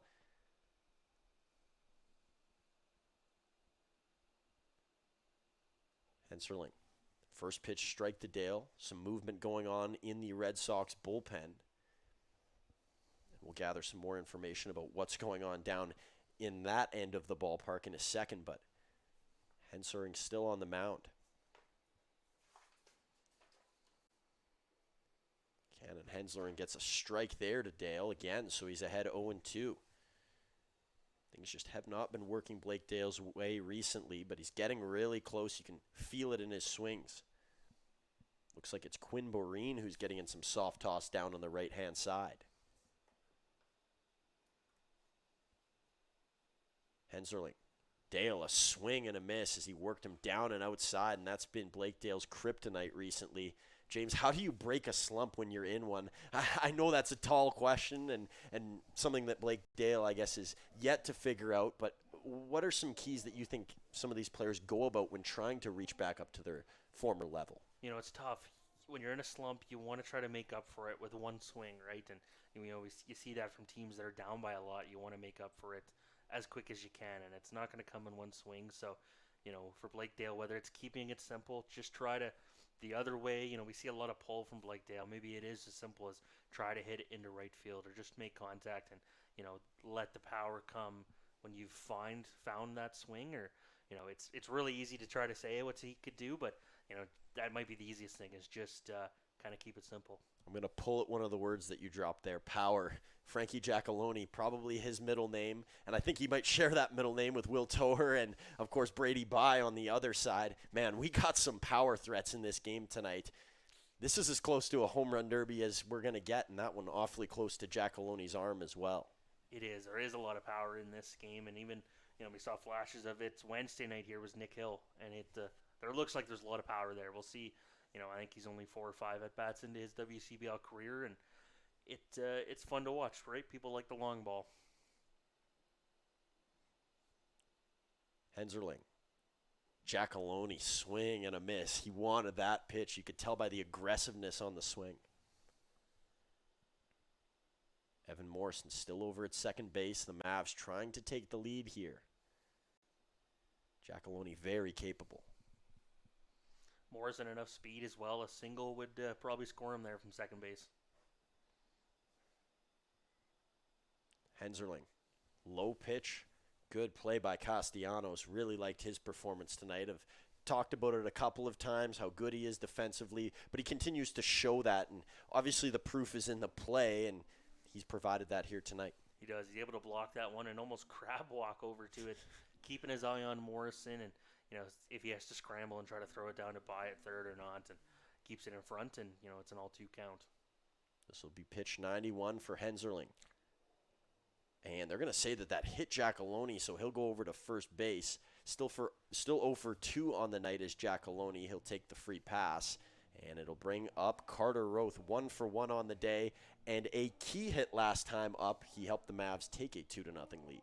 If you're Giacalone in that one, he's already come in once inside on you. You can kind of stand in there and take it, and he's able to get that when it looks maybe off the elbow or the second, I don't know what you call that, second half of the arm. It's not the forearm. Second half of the arm, the penultimate piece of the arm. Well, is it though? We'll get into that philosophy discussion later, but it puts Carter Roth in a good spot. First pitch to Roth is a strike. It's interesting. They always have the rules analysis on some of these broadcasts. They never have like a medical professional who comes in and goes, I think it is this, and probably for good reason, but it would be interesting to hear that side on some broadcasts, and especially in certain scenarios. Roth. Second strike is called. Good frame there from Castellanos. I can play doctor if you want. I can try to pretend. I'm told we shouldn't risk. No, we shouldn't. Upper arm is what you would call that.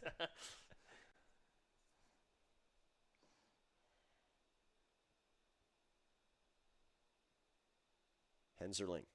Leg kick. Deals. Roth a swing and a miss. And a foul tip here, but it doesn't matter. Secured by Castellanos over towards first base. And a little bit of a around the horn on the fly for the Red Sox, who avoid danger with Morrison over on second and Giacalone on first. This one stays tight at 2. The hits so far, only 7 combined. Where did the offense go? Well, it's come out in small spurts, including the Will Tower home run that evened this one up. Derek Archer back on the mound. He watched that fly over his head before, but has had no problem flying past that bad memory, and we'll see if he has some good ones in front of him as we go along.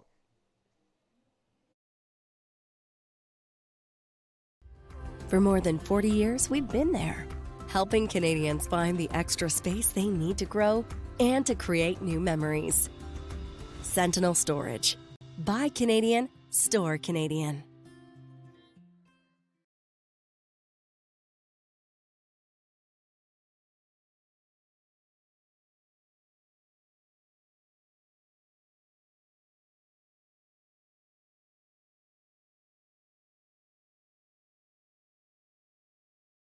For more than 40 years, we've been there, helping Canadians find the extra space they need to grow and to create new memories. Sentinel Storage. Buy Canadian, store Canadian.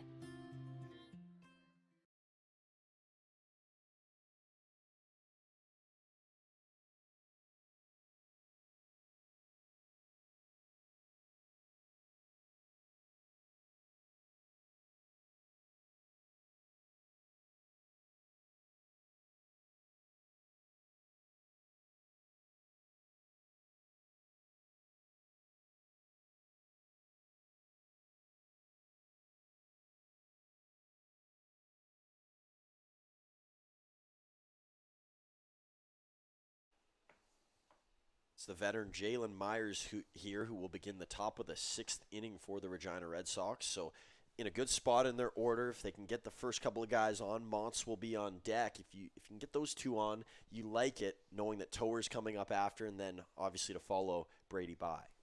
It sets the Red Sox up for a good spot. They're getting their third look in this game at Derek Archer, who starts Myers off with the ball. And, this is where if you were a lineup, you want to try to do damage. And if you're Derek Archer, you really want to try to work around and change things up in the first two at-bats.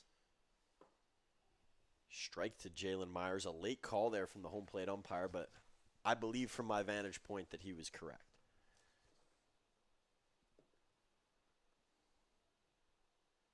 Archer, the 1-1. Myers, no swing. He lets that one go low. A lot of changeover in the Regina Red Sox. Not maybe roster-wise, but a big moment within their organization's history. Obviously, the sale of the team and, new ownership group there. There's going to be a lot to come, some exciting things. Not sure what the park situation looks like, but you have to think that they could be getting a replacement for Curry Field as catch is made in left field by Blake Dale on the run. That'll be out number 1. Yeah, it'll be interesting to see Truman, just the branch group that owns the Red Sox now also owns the Regina Pats. So Regina Pats want a new arena. The Red Sox want a new field, need a new field, to be frank. And I don't mean that in a bad way. Sorry, they just do. And, there's a lot of priorities there. I know they bought a bunch of land as well in Regina to try to develop. So it's good, right? You want to see growth in junior sports, and we're seeing that right now in Regina. And we're not just making that up as a rumor. There is actually a proposal out there, so there is a chance that this can happen. And not a dig at Curry Field as well. It's a fine place with a rich baseball history, lots of memories, I'm sure, for Red Sox fans, including their 3 championships, the WCBL one in 25, and then the 2 WMBL ones in 11 and 12. That was the last time, it feels like, that a Saskatchewan team went back-to-back, I believe. Actually, Swift Current, I think, had 2 in there. Last time that Regina went back-to-back. Pitch in the dirt. It's sad to see some of those smaller ballparks go. I know they've had their time and they're falling apart a bit, but there's memories associated with it, and there's this nostalgia that just can't be beat. There is. It's a little tough seeing netting for a backstop, but, it is. There's character, and, it changes change happens a lot, I guess is what I'm trying to say. 4-pitch walk to Ian Montz here. So despite the 1 out on the board, Archer making things harder for himself, not finding the strike zone. That's a rare occurrence for Derek Archer, and Jamel Chabot knows that he's going to go out and have a conversation with his star. Especially with Will Tower coming up. The last time you saw him, 2-run home run, another runner on. Just trying to talk things over. The last at-bat, maybe they would have done that, at the end of the 4th inning. Just debrief again here, reset, and try to go after Tower here and find a better outcome. And don't think that Will Tower's just a home run hitter who has a low average. In high school, he batted .392 in 22 games as a senior. That was back in 2020, 2021. I mean, when you can have a batting average like that, and he's replicated it in the WCBL, a batting average above 300. I mean, that's a gift. Hitting for average, having a good eye, and having the power to back it up. So here comes Tower now. He's got Archer's number so far. Ian Montz over at first base. Almost the same scenario in which Regina tied this game back 2 innings ago. Pitch high to Tower. No flinch by the home plate umpire. So it'll be ball 1. Archer is going to have to be careful here. He knows what not to throw him now, I guess.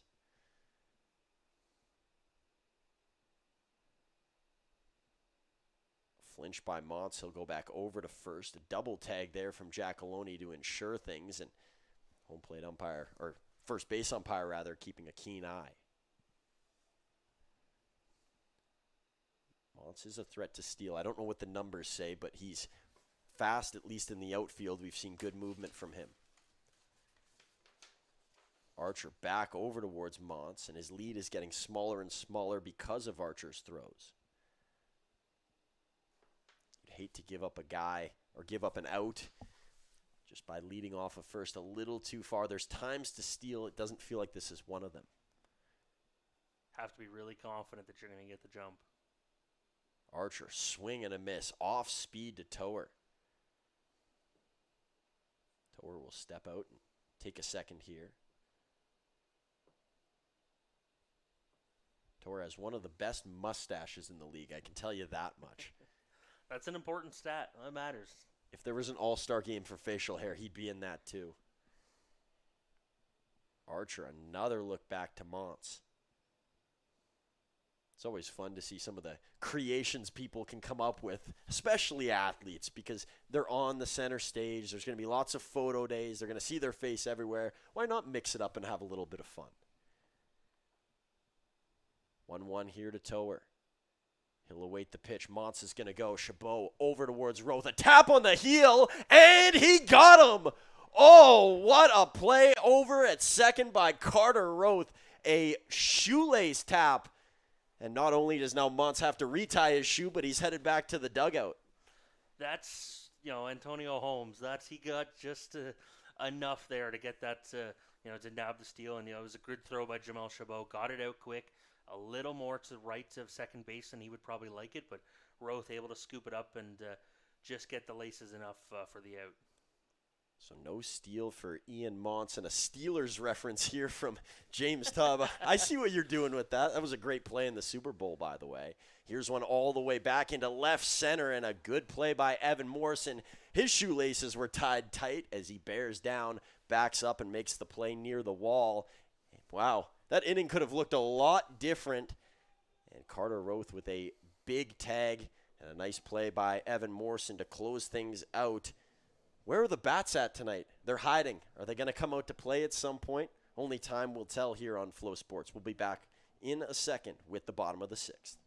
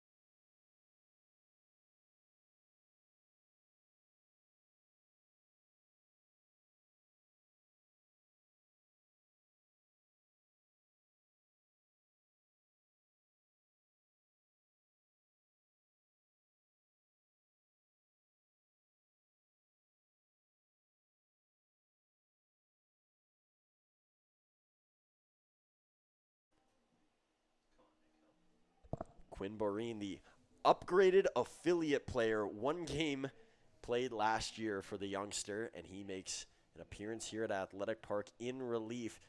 Talked about how fun that is to see guys grow and grow and grow. And for Boreen, not a lot of time in his affiliate year. And you just don't know what you have when you only see a guy pitch one game. You're going to get to evaluate him in practice if you're Rye Pathakis and company. But let's see what Boreen has in store here for a lineup that has not seen him before. Nick Hill. I'm sure Boreen isn't very familiar with him as well, but he gets a swing on the first pitch, a looping off-speed pitch. Hill not really wanting to take a pitch there. He was aggressive early, and he wanted that. And Boreen this year, coming into tonight, 17 innings, 9.53 ERA with 11 strikeouts. And a local product right from the heart of Regina. So the trip won't be far for him if he does make the All-Star game down the line and it ends up going back to Saskatchewan, or Saskatoon rather, in Saskatchewan. I was going to say the trip could be very far if it's the entire province. Hill. Slow approach here. Usually he's right up to it and locked in. This time he's making Boreen wait. Hill right up the gut, and that's a single into center field. So Nick Hill technically leads the Mavs in batting average, despite that's a bit skewed with just the one game play. But he's got a key single to lead off the bottom of the sixth. Yeah, that's a really good swing by Hill. Likes to pull the ball just from early looking, right? The aggressive swing. He wants to hit it with power. Go up the middle with it. What a welcome for Quinn Boreen right beside him. He had to catch his breath a little bit after that hit, and now he gets to kind of work around a leadoff single. Boreen That sun, you can see how it's impacting Toer over at first base. He's got his arm up already. Pitch taken by Johnny Volcano. Someone's got to get him sunglasses out there at first base. That's going to be tough to battle unless he can get, unless Toer can get the hat down or something. Yeah, that's a big misstep if you don't have sunglasses on that side. This is only Toer's second time playing here in the WCBL. That pitch is off to Volcano. He's ahead 2-0. We've talked about some of the success that both of these teams have had, at least in their history in terms of winning. They're kind of in the same spot as far as WNBL, WCBL championships go. Mavericks with one more in that category. But it didn't start that way for Regina, and it almost seems like this team this year is mimicking some of the stuff we saw in 05 from the Regina Red Sox. And, of course, I didn't because I was 3 years old at the time. But during that 2005 season, it was a 7-39 record in their first year in the WCBL. It's one of the lowest records that I've heard of. And the fact that they have become one of the more premier and stable franchises is something that's just so sweet. You never know how teams are going to recover after a bad year like that. Regina, I'm sure they don't look back at that anymore and go, shoot, we haven't been able to get out of that slump. They've done lots of successful things. For sure, and that's just the culture the organization builds, and it takes time, and players have to leave a lasting impact that carries on throughout the years, and they've been able to do that and find success. Johnny Volcano over to first base on 5 pitches. Just saw the 1 strike, and now there's 2 on here. Quinn Barreen's day not starting off the way that he may have pitchered. This is a chance for Eric Calder to break out of what he feels is a slump. He says, I know I'm not there right now. It's going to take time, but I'm committed to it. And he just loves baseball. He loves all sports, specifically hockey and baseball. But he's ready for it. He knows when his time comes, he's going to accept it, and he's going to do everything that he can to break this streak that he's been on. It's funny for Calder, that streak almost never even started. He was meant to be a hockey player, he said. Played that growing up. His dad didn't play baseball, but he got a pitcher in a baseball getup, and his mom really liked it. And from there, becomes a collegiate athlete, and now he's here playing in the WCBL. It's funny how one little moment can change the rest of your life. It's always interesting to see the two sports that players, decide between and, what they find is best. And, we bring it back to the Mavs, Carter Roth, right, playing softball at a really, really high level, and then switches to hardball and, baseball, whatever you want to call it. Hardball is, it's Ontario is when there's softball beside it, but no, yeah, and the special player that he is. So they're just athletes, right? They're all around talented athletes. Calder, big spot here. Johnny Volcano over on first base. Nick Hill over at second. Quinn Barreen on the mound. First pitch to Calder is low, and he'll take for ball 1. It's a bit bigger for Barreen when you factor in that he is a hometown guy, because you have pride for the city. You've seen how the fans have reacted in the past, and you want to be a part of that again. He was a part of that for a bit of last year, and I'm sure that meant a lot to him, and of course his family obviously being out there. Here's the pitch from Barreen. Low again to Calder. It would be pretty special for the Red Sox. They got to come back from Sylvan Lake on a bus, celebrate the win with the community, and then a little bit of time before everyone had to go back to college. So for a local kid, it would be lingers a little bit longer before he'd have to go back. And they still wear the championship patches along with the number 33 patch for Jesse Lubanicki, their teammate they lost last year before the season. Boreen strides forward and misses. Looking to do the same thing as Henserling Pryor, working away from Calder. And Calder has just stayed to his approach. He said, I know that pitch is going to be there. I'm going to take. Give me what I want. It's a good approach, and it's put him in a good spot now. A full count. I'd be surprised to see him swing here just with where things are at. Runners on first and second and nobody out. It's a good spot to try to load the bases. Boreen misses. Bases loaded. A 4-pitch walk to Eric Calder. So in the last 2 at-bats, the Mavericks have watched 8 combined balls go past and just 1 strike. We'll see if that merits a mound meeting with Boreen and Zane Paulin staying in the dugout. Just had one a couple, recently, right? So you can't, next, as far as I understand, the WCBL follows the same as the MLB. 2 mound visits and be a pitching change, and it doesn't look like Regina. Maybe guys are getting up and loose, but no one's throwing yet down in that bullpen. Up to the plate is Jamel Chabot. Is it his turn to have a moment? The Mavericks would feel snake bitten here if they only got one out of a bases loaded look with nobody out.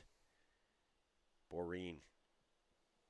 Fire is burning hot right now as he throws one right past Jamel Chabot and a head shake from Chabot. And when the temperature starts to tick up, you just don't want to fall in. You don't want to get burnt. And riding that fine line right now is Boreen up on the mound. You know, if you're the Mavs hitter, don't help. You don't want to help Boreen, right? Just let him. If it's a strike, then you can swing at it, but don't try to help him out of this jam.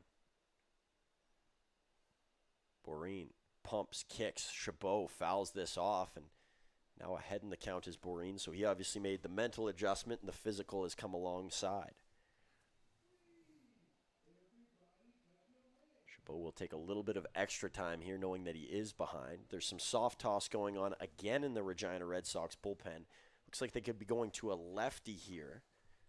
And that is Colton Bank, who came into the playoff game last year. I believe he actually started the playoff game here for the Regina Red Sox. High pitch to Chabot. That sounds right, Truman. And he was also very effective, at time, really throughout the outing. Colton Bank was, and it's interesting with a lefty. Not many lefties in the Mavs lineup tonight. Only two, and one of them right now is on first base. And Bank and Chabot at the plate, former teammates at Valley City. Man, Valley City's getting a lot of shout-outs tonight. Chabot is going to walk in a run here. Saw the home plate umpire waving his hands. I'm not sure if he was trying to rule that Chabot leaned into it, but a run will come in to score, and the Mavericks have the lead at 3-2. An easy day for Nick Hill. Back to the dugout he goes, and in a way that he would like. Here comes Rai Pathakis out of the dugout. He's going to have a word with the home plate umpire. I think that he might have saw the same thing that I kind of did from this angle. I'm not sure about you, James, but it was a questionable lead and a really close call to be made. I don't think you could say that Jamel Chabot tried to get out of the way of that one too much, but, kind of hung in there, maybe really hung in there and gets hit by that one. It looked like an off-speed pitch on the elbow, and he was able to bring in a run. And a professional approach from Rai Pathakis. He didn't get too animated, too angry. He knows it's a close game. You don't want to get too fired up and take your team out of it. A really patient approach from a guy who's seen a lot. I'm not sure who was on ball boy duty there. Looked like Danny Retzlaff going to retrieve that one. Retzlaff started here a little while ago, had a tough first inning, recovered, didn't get it through 5 innings, but he was decent in his first appearance back. He came in to relieve the time prior here at home. Mavericks fans are just happy to see him. They love the light that he can bring. Speaking of light, it is bright over at first base right now. Adam Volcano, bases loaded, 1-0 count, pitch from Boreen, hits for a strike. You mentioned the sunlight. It's going to be interesting if we see a ground ball to Brady Bye. If he can't go home with it, how that throw is going to look at first, and whether him and Tower have discussed where he wants it. It's low, high, whatever he can to fight the sun and to see that ball. Boreen hops to it. Volcano diving out and getting it was by. He'll stretch out, try to tap the bag. They're going to say that he's off. And a very close call over at third base. Eric Calder was coming over that way. Bye did everything that he could, and just a tough play in general to knock the ball down. Very few third basemen are going to be able to pull that off. You got to respect the effort. It was tough. He knocks it down, goes a little bit to his right, and I think he tried to hold on to the base with the top of the foot, rounded base, right, and slides off just enough that he isn't able to hold on and get the out, and the Mavs have sparked a pitching change here for Regina. Yeah, the door will shut on Quinn Boreen as he heads over to the dugout. His day is over. Colton Bank will come into the game, so a righty-lefty switch up here. We'll see if that can fool the Mavs at all, and they will still have runners on when Bank is ready to go. There's few third basemen that can make that play. I'm trying to go down the list of a couple in my head. Alex Bregman comes to mind. anytime there was a bases loaded scenario, that guy, if he could get the ball in his realm, going home, so athletic, able to make that. I can't believe I just complimented an Astro, but, you can't bang trash cans on defense. So Bregman obviously getting his flowers. But, yeah, Brady Bye, for a guy that was originally a catcher, a great play to be made there, even though he didn't get the out. He did it, and he tried to range over there, and it was a hard hit ball. They're in right now with the bases loaded. Obviously, the defense is, and I think if he was back, he's able to get that and, turn an out or two, and just isn't able to. And you mentioned Alex Bregman, Manny Machado at third base, and the throws that he can do, and even a little Josh Donaldson in his Blue Jays Oakland days, was pretty stellar there at the hot corner. Talk about guys that have been around longer than Brady Bye. Player-wise, you're not really going to find any. Management-wise, that's a different look. Gary Brotzel has been a big part of the Regina organization for a long time. We've talked about extensively throughout Maverick broadcasts the fast-pitch player that Carter Roth was.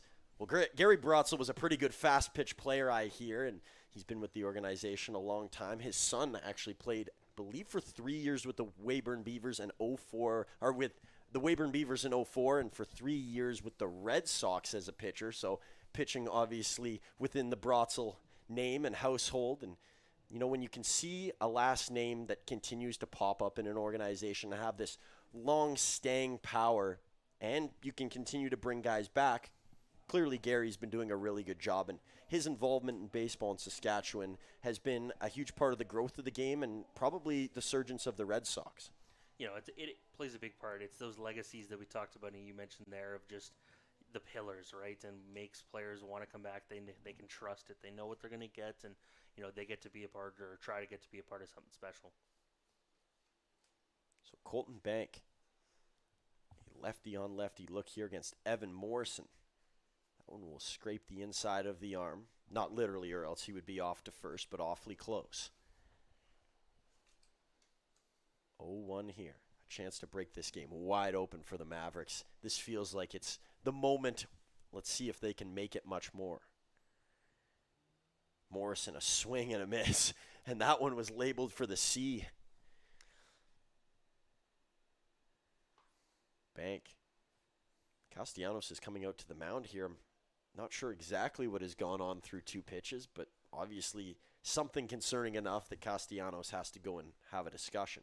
I don't know if he got crossed up or just, didn't like the swing that Morrison was able to get on that pitch. It gets by him, but still, an aggressive swing. So maybe also there's the other part of Jamel Chabot on second base, a catcher, not really, maybe not wanting to play signs. A lot of ifs in this sentence, but, a peculiar mound visit. Don't see it often mid at bat like that. And family ties, they run deep with Morrison. We talked about the Brotzel family ties. Jamel Chabot, who's in the game, having a good game tonight. His family in the stands, so I guess family all over. Here's Bank. One bounced off of home plate. No swing again from Morrison, and you got to like the eye right now. You have to love how he's seeing the ball. Everything is slowed down for the big lefty. Especially facing a lefty, right? It comes in a little different than it has the last 2 righties, so he's staying back on it, waiting for his pitch, and we saw the aggressive swing, and he's looking for his opportunity to try to unleash it here. All I'm going to say is if it's inside, it's gone. Bank. Low to Morrison again. It's 3-1, and I'm sure Colton Bank trying to avoid giving Morrison one inside part of the plate that he can turn right across. It's a fine, you have to find that spot inside that can't reach and is still a strike, but also not giving him something to hit and hit a long way. Longest inning of the game here has been the 6th. Mavericks would like it to go a lot longer. Regina looking for their first out. It could be via the strikeout still for Bank, who stays around in this count. It's now full at 3-2. And I don't mind that take from Morrison. Just wait and see what you get. If it drops too low and it's a ball, you can move on. And now he's in a full count. Seeing a lot of confidence in this at bat. With the 3-2. Corner infielders playing way in. Bank, Morrison flips the bat. He's got first base. The Mavs have another run. It's a 3-run lead here in the bottom of 6. And that's a nice walk. It was an inside pitch. It looked close. It was one of his, it was one of the better ones we've seen from Colton Bank on the inside against the lefty Morrison. Just not close enough to get the strike call here. There's nothing better than a high bat toss as well. And Morrison, that's kind of become a trademark when he walks. That one touched the clouds up there, gave them a little tickle, and now he's over at first base. The Mavs with a stronger lead, but may not be strong enough with what Regina can do, especially late in games. They're a comeback team, and their first couple games of the year riddled in comebacks. Here's a pop-up for Blake Dale. Will Tower over near the dugout, and he makes the play. The pole, not much of a distraction. Tower, solid enough. Yeah, it's a nice play to get over there, range over there more so even, and just get that ball and, get his pitcher here and out in this frame. Frankie Giacalone, 0 for 2 with a walk tonight. James, you mentioned his aggressiveness. He's wanting to make it happen. Sometimes it can be forced, but there's also players out there who, when they force it, can find success because they're so on top of things. Yes, and it'd be a good spot right now for Frankie Giacalone to get a hit here. And, he's got an RBI on today, and it'd be a nice spot for him to get a couple more and just get a nice bat on ball. Bank. Giacalone turns on it over to left field. The left fielder's already looking the other way. And Frankie Giacalone with a grand slam. Make it 9 for the Mavs. What a way to send one over. And it is the BP King who does so. My goodness. Frankie Giacalone, it's like we're in a dream right now with him. Everything that's off of his bat is over the fence. What can we say, Truman? That's 10 home runs on the year for Frankie Giacalone. He's solely now in second in the WCBL in home runs, just trailing the two Swift Currents guys with 11. So that's a big swing and a big spot in this game for the Mavs first baseman to get that hit, and he hit it a long way. I don't think many fielders, as you mentioned, the left fielder stopped, and I think everyone kind of knew where it was going. As a commentator, I know we're supposed to be unbiased, and we're not supposed to share opinion, but I have to share this. Frankie Giacalone deserves to be in the home run derby. I mean, he's near the top of the league in home runs, and if there's any reason that he isn't in the home run derby, I would be incredibly puzzled. Do you not want to watch a guy do that for an entire derby? What fan doesn't?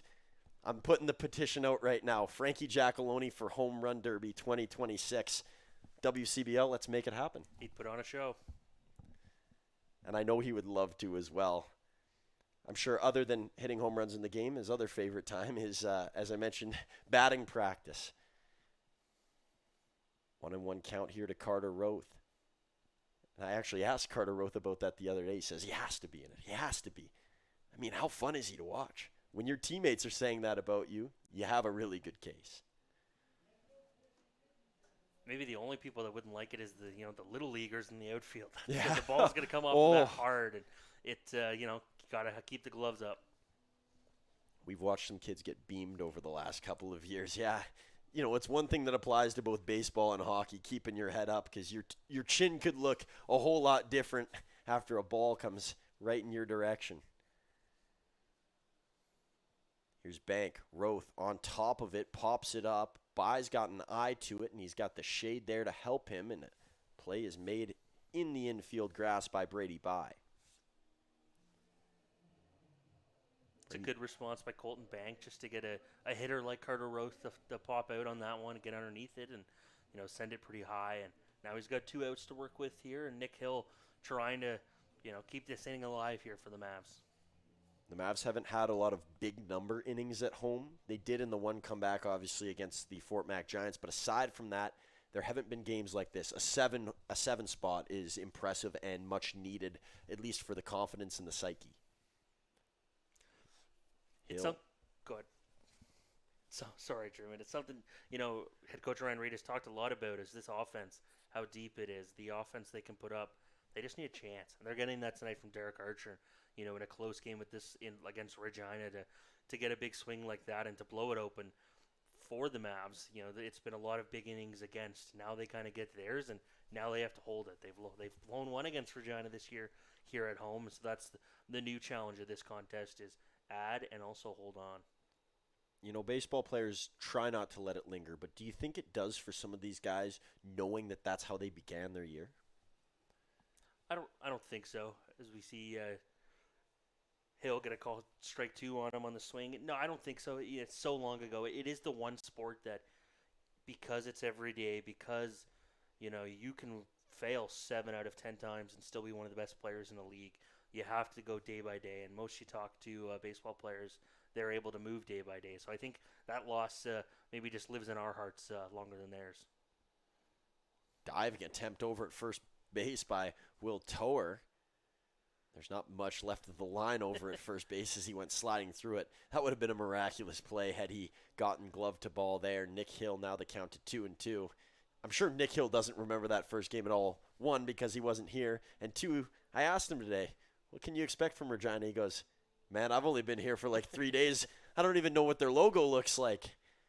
You know, sometimes you need that. You need a fresh face, fresh perspective, and it just kind of can change things around and, you know, just not brighten things up because that's a little extreme, but just change the attitude around things and, as I said, add a fresh perspective, you know, to a lineup and to a roster.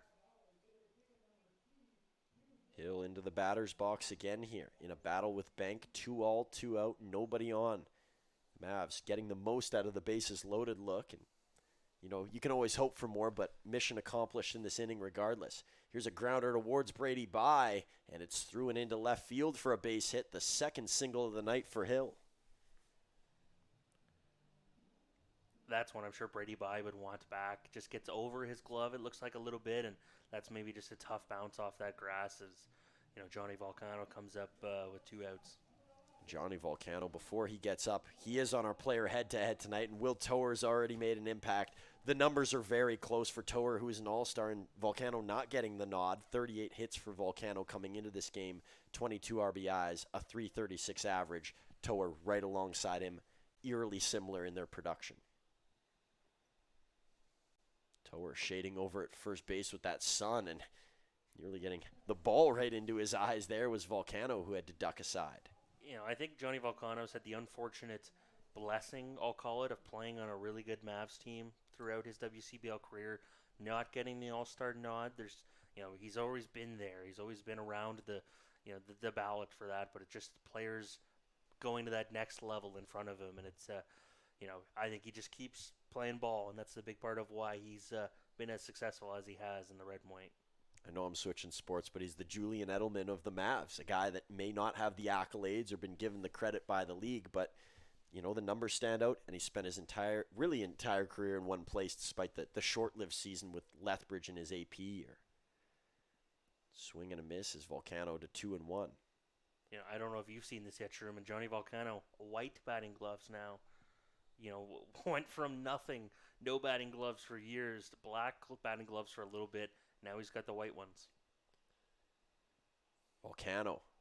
Maybe those white gloves have some magic, not for long, as Montz takes it in center field. As a musician himself, some inspiration from the late, great Michael Jackson with the white gloves. Who knows? But the inning ends, and the Mavs take 7 with them. A 9-2 lead here, heading into the 7th. This was the danger zone last time these two teams played. Can the Mavs wrap this one up? Still lots of distance to go. Derek Archer back out for another when we return.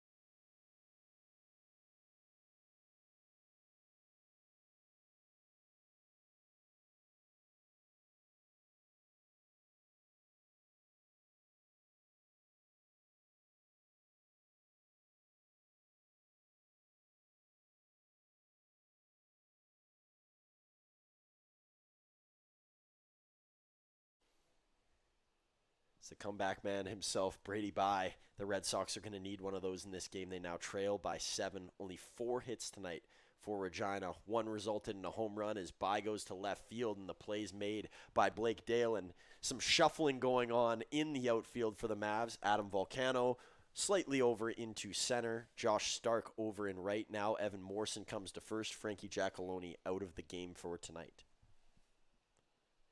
One out here already for a guy whose pitch count is very low in Derek Archer, and that's what the Mavs were hoping for. He went 7 strong in his last game against Regina. I'm sure he's still thinking, at least pitcher-wise, you think about how you didn't get the win against this team in a scenario before, and he is looking to prove his worth again tonight, and I think he has. Outside of the one blip with the home run, it has been smooth sailing.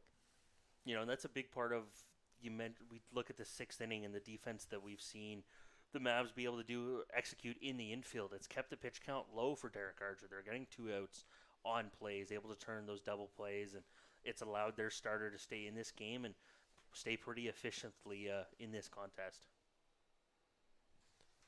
Archer, 0-2 to Fowler. He gets him looking. Another strikeout for Derek Archer, who has not skipped a beat.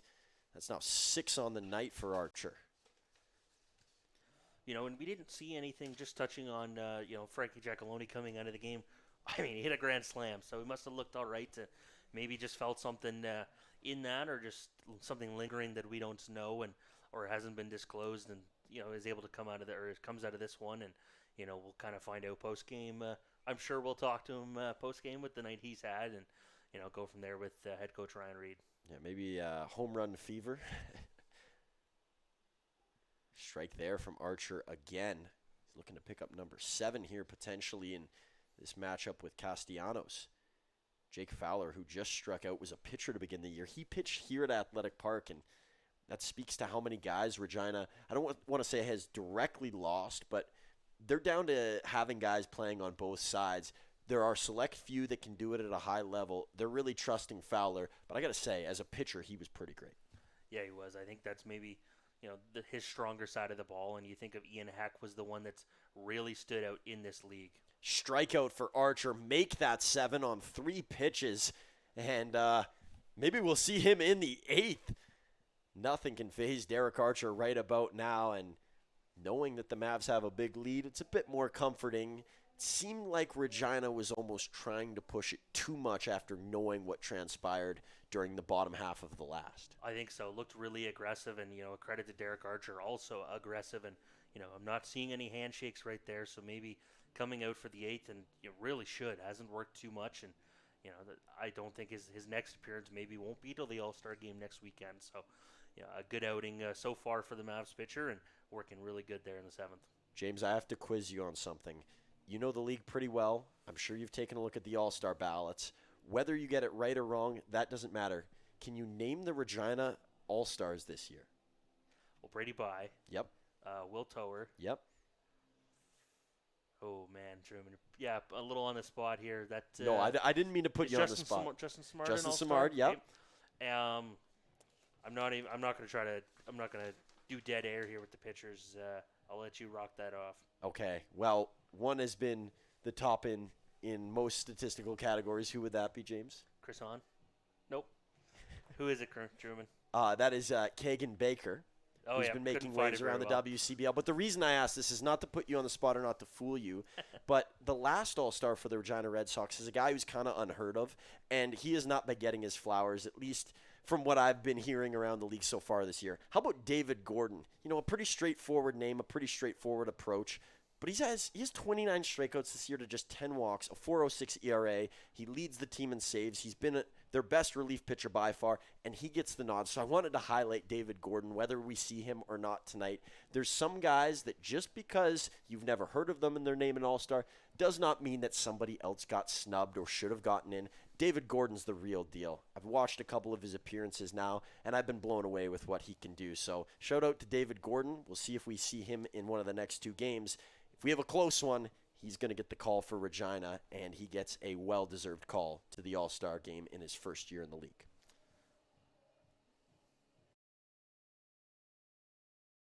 For more than 40 years, we've been there, helping Canadians find the extra space they need to grow and to create new memories. Sentinel Storage. Buy Canadian, store Canadian.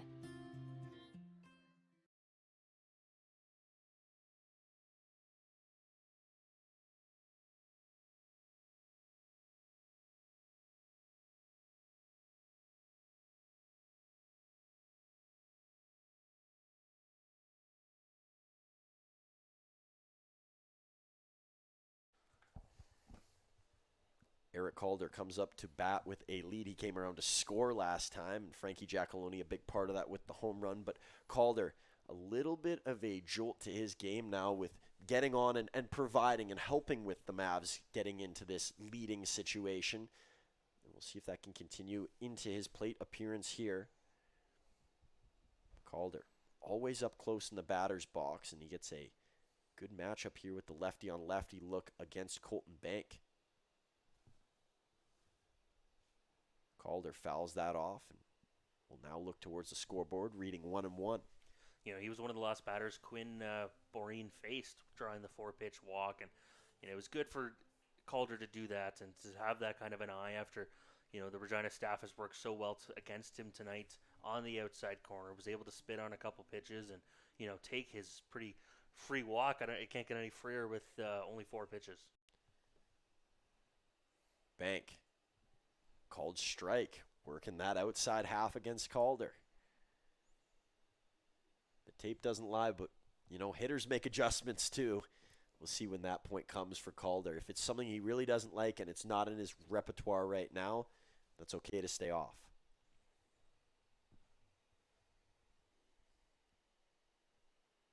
Bank. Low pitch and evens the count at 2 apiece. Lots of games going around the WCBL tonight, including a doubleheader. Energy City, I believe, took the first of that doubleheader against Brooks.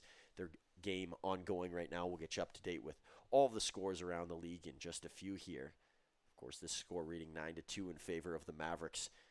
We're yet to get to the end of it, though. Still in the 7th as Calder fouls that off and sticks around in the at-bat. And that's what you have to do. You talked about the pitches that you don't like. You take them early in a count. In a 2-2 count, just fight it off. Knock it away. You know, for a lefty, spray it to the left side somewhere and, you know, stay alive.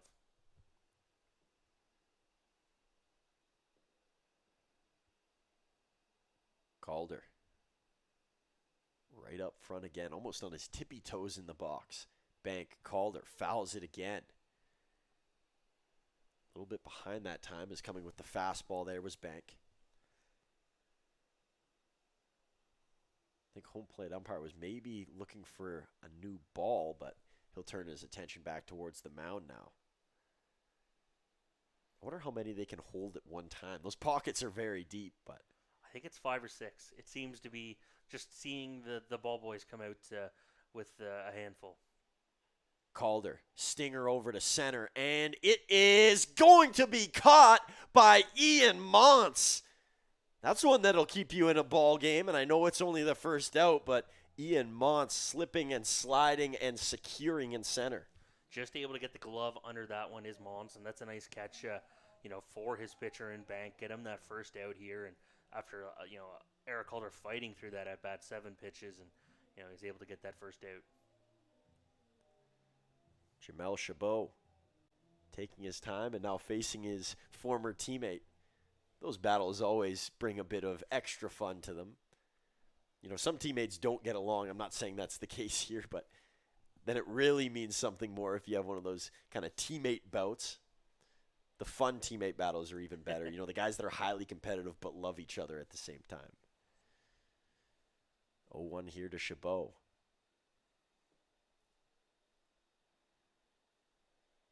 Bank.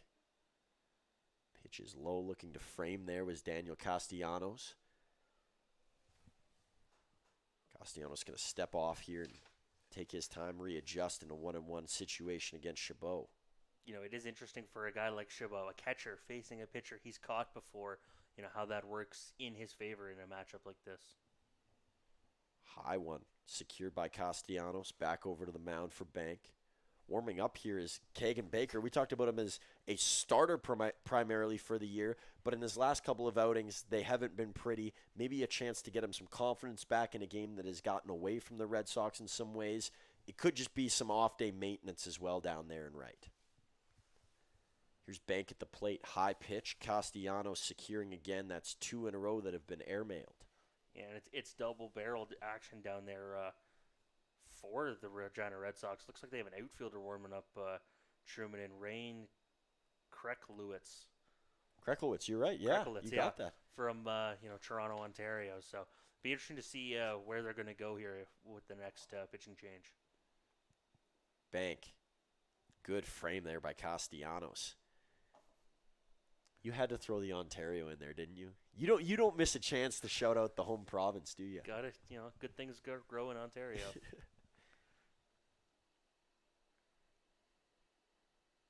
Bank. Lively feet on the mound as he kicks and deals, and Chabot holding on. They're going to call it a strikeout over at first base, and that is the stamp of approval put on by Castellanos. 2 down now in the bottom of the 7th inning. And up comes Adam Volcano. Had to move over into a new home in the outfield, but he hopes that the production at the plate stays the same. Kind of what we talked about the last time Volcano came up. It's the playing time, right? We've never seen Adam Volcano get this much of an opportunity, at the plate, in the lineup, and to show what he can do. And it's turning out well for head coach Ryan Reed. And I think a big part of that is he's the bottom of the order. It's almost like a second leadoff for the Mavs, and he can try to set the table, and he's going to try to do that here with 2 outs. First pitch from Bank. Strike to Volcano. There's a prior teammate of Volcano's that was really good in the 9-hole. Think back to the last 2 years. Micah Dvorak. He really didn't move from that spot, and he loved playing there. It doesn't matter what the number says. If you like where you hit and you're confident where you hit, the results will follow. Ground ball over towards the Mavs dugout, and Andrew Bench. He's a former pitcher. Don't try and show off like you can take a ground ball, Bench. I know what you're doing over there. Pitchers are athletes, Truman. Pitchers are athletes. They deserve the recognition. Bank. The long arm swing.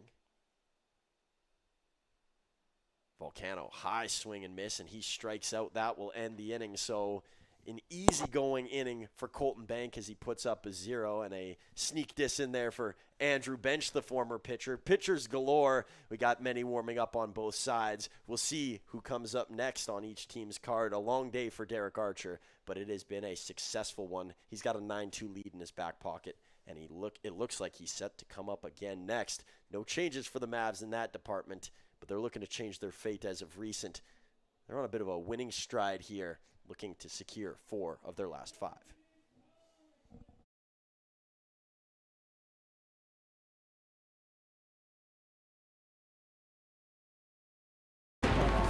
Yo, Dustin, you going? Yes. Can I join you guys? All right, let's go.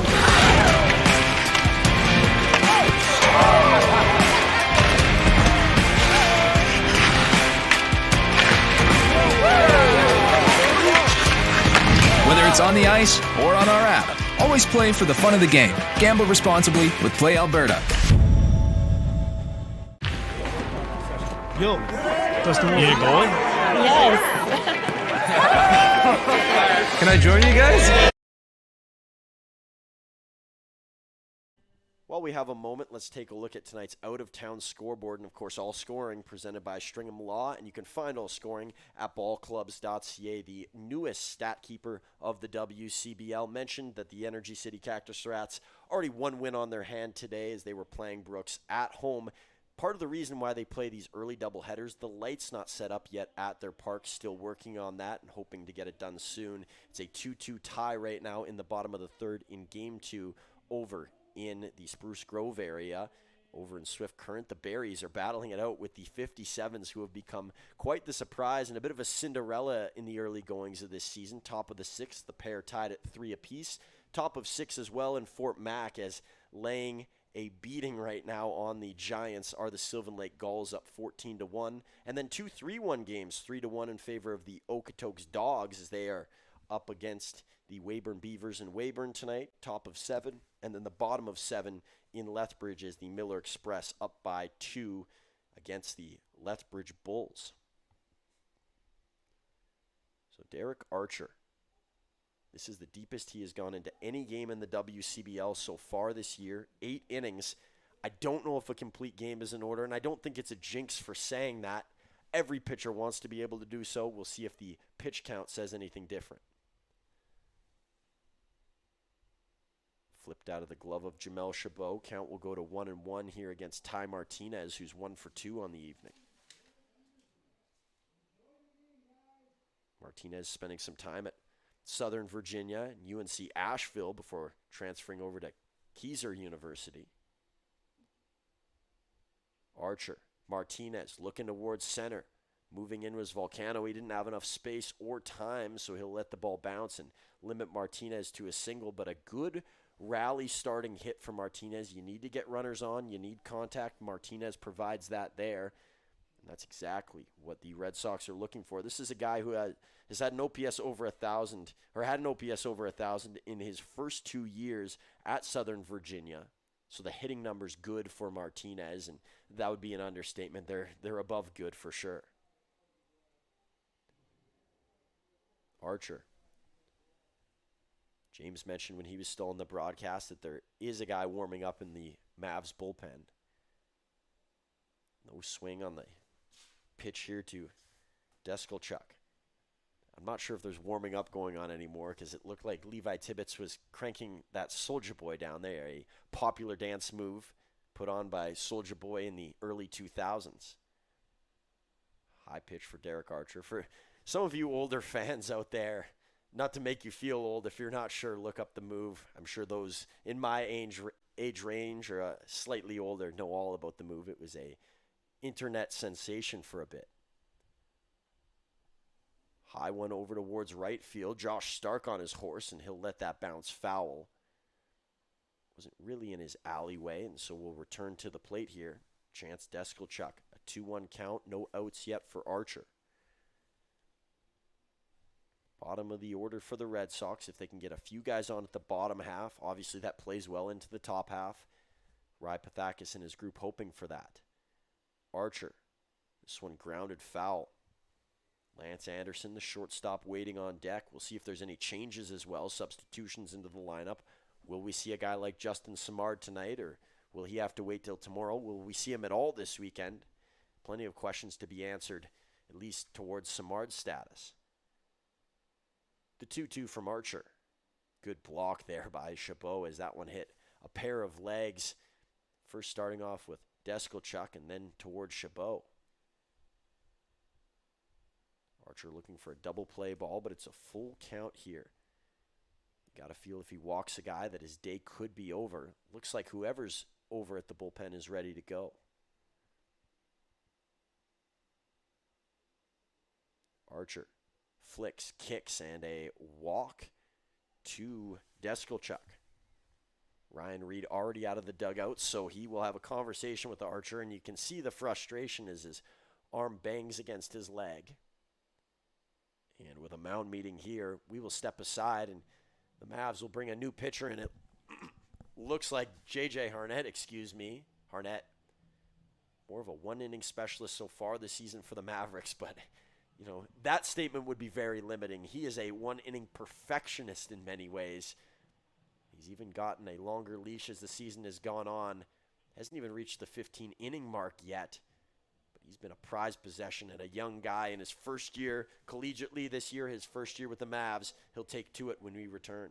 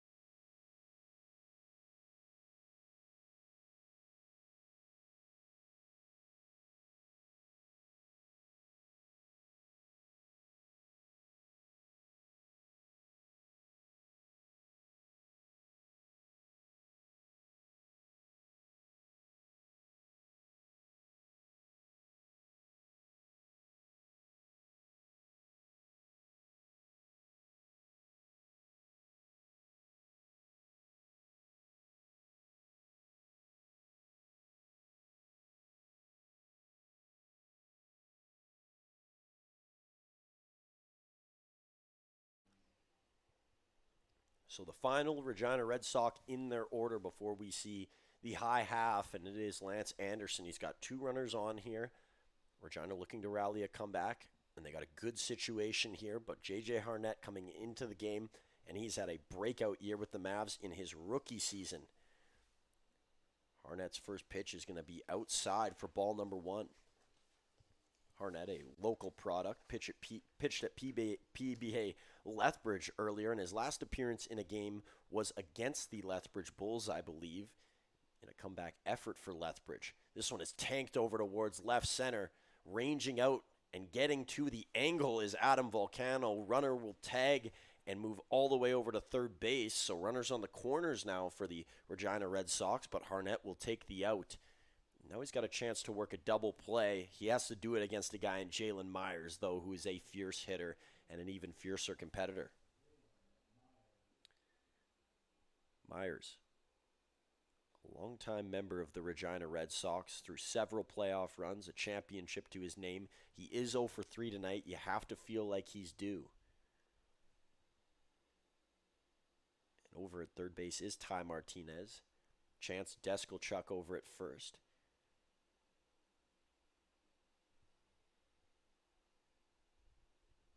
Harnett, high pitch. Chabot is there to receive it. Just a calm, upward rising motion from Chabot. We've seen that from both him and Castellanos tonight. Despite how hard that pitch may be, they make it look like it's moving in at 60 miles an hour. Harnett looked to get lower in the zone, couldn't complete it. It's 2-0. Jackson Alana is the former WCBL All-Star, having a couple of words over at third base with Ty Martinez, who will look to come in and score and make this a 6-run game. Swing and a miss from Myers, and he was swinging for most of the way. A perfectly located pitch there from Harnett, bottom of the zone, and with a little bit of break it looked like.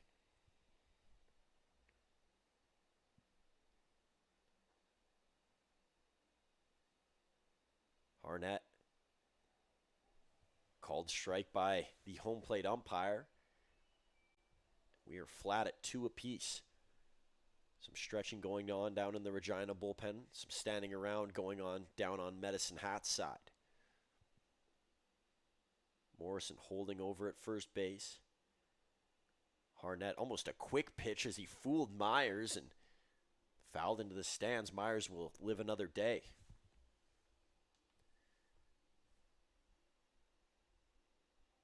Myers is going to take his time to get back to the batter's box. And against Harnett, who tried to pull a quick one on him there, it looked like. Why would you be in any rush? Harnett on the way. Myers shields it over to right field. Long way to go for Stark. All the way down, and it's going to bounce fair. Ty Martinez will come in to score. Deskelchuk being held on over at third base as the ball rolls into Morrison over at first. And so 1 run across. It does make this a 6-run game. 2 runners in scoring position. A lot of ground to cover there for Josh Stark. And the route initially looked like it was going to be solid, but that ball holding up in the air and right down the line. A good call by the first base umpire. It was tight to the line, and Myers will take that. A timely hit and a hit that ends up in green grass and in fair territory. All those things check marks for the regular outfielder in the Regina lineup in the DH spot tonight. Still 1 out for the Mavs. This one is tanked out towards right field. No doubt about it, a 3-run shot. Easy does it, Ian Montz. And now it is a 3-run ball game here as Harnett gives up the long one. One of those runs counting towards Derek Archer. The rest belong to Harnett, and we are close once again. There is still life left in this Regina team who loves to play here in Medicine Hat. The playoff win last year, the first win of the season in comeback fashion to start this season. There's just nothing that they can't do when playing at Athletic Park. It feels like it's a home game, maybe not fan support-wise, but the way that they know the park and they're able to use it to their advantage. And knowing the pitch there, seeing it well, is Ian Montz. Swing and a miss on the first pitch to Will Tower. 2 home runs tonight for the Red Sox. They do still trail by a couple of runs here. But there is life in the Red Sox dugout, even when it feels like they're out of it. They're a team that competes at a high level. Tower behind 0-2 here. So we'll see if this influences the decisions at all for Andrew Bench and Ryan Reed over on the Mavericks side of things. Still lots of game to be played here, and Harnett looking for 2 more outs. Tower won't swing. Working away was Harnett. Didn't get the call. A 4-run top of the 8th inning, and doesn't feel like Medicine Hat's out of the woods yet.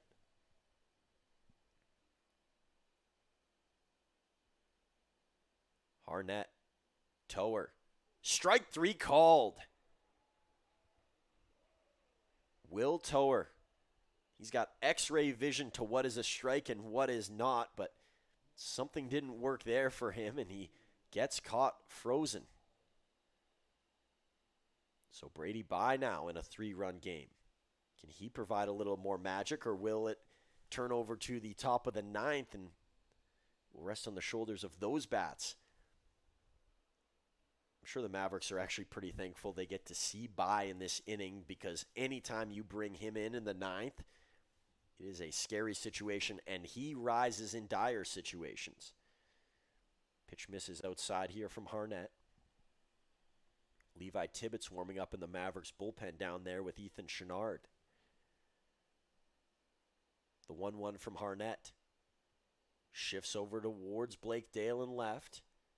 Dale has an eye to it, and that one didn't leak into the lights that have turned on, but the lights are bright here as Ian Montz sends one beyond those poles into the berm, and now we have a 3-run ball game on our hands.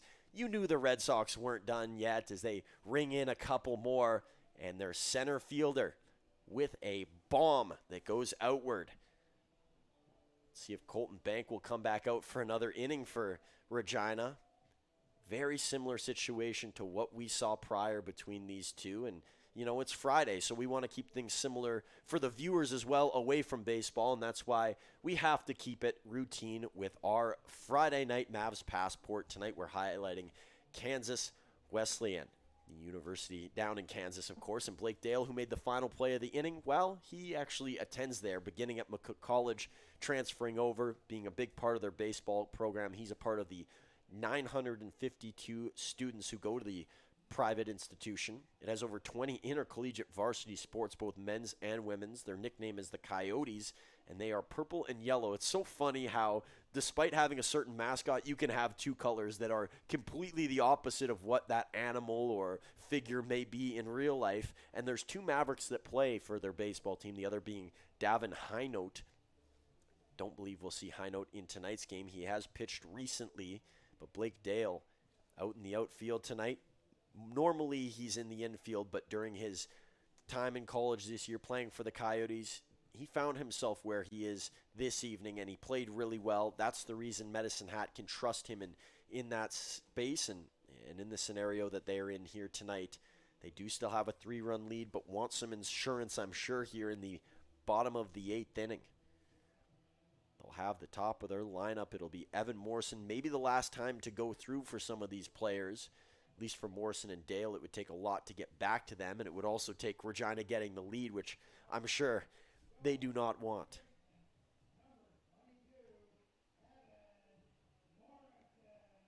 So here comes Morrison. More innings than I'm sure Colton Bank expected tonight. Originally, Regina had a position player warming up, and things have changed drastically. They also had Kagan Baker over in the bullpen. I don't see him down there anymore either, so it could be Banks' game the rest of the way unless his team can extend it. Banks so far through 2 innings, struck out 2, walked 1, 38 pitches thrown, 23 of those for strikes. Morrison 1 for 2 on the evening. Bank, glove high above his head, brings it in, and now Morrison will foul that back. Count off to 1-1. Morrison with 2 runs coming in to score as well, a couple of walks and RBI.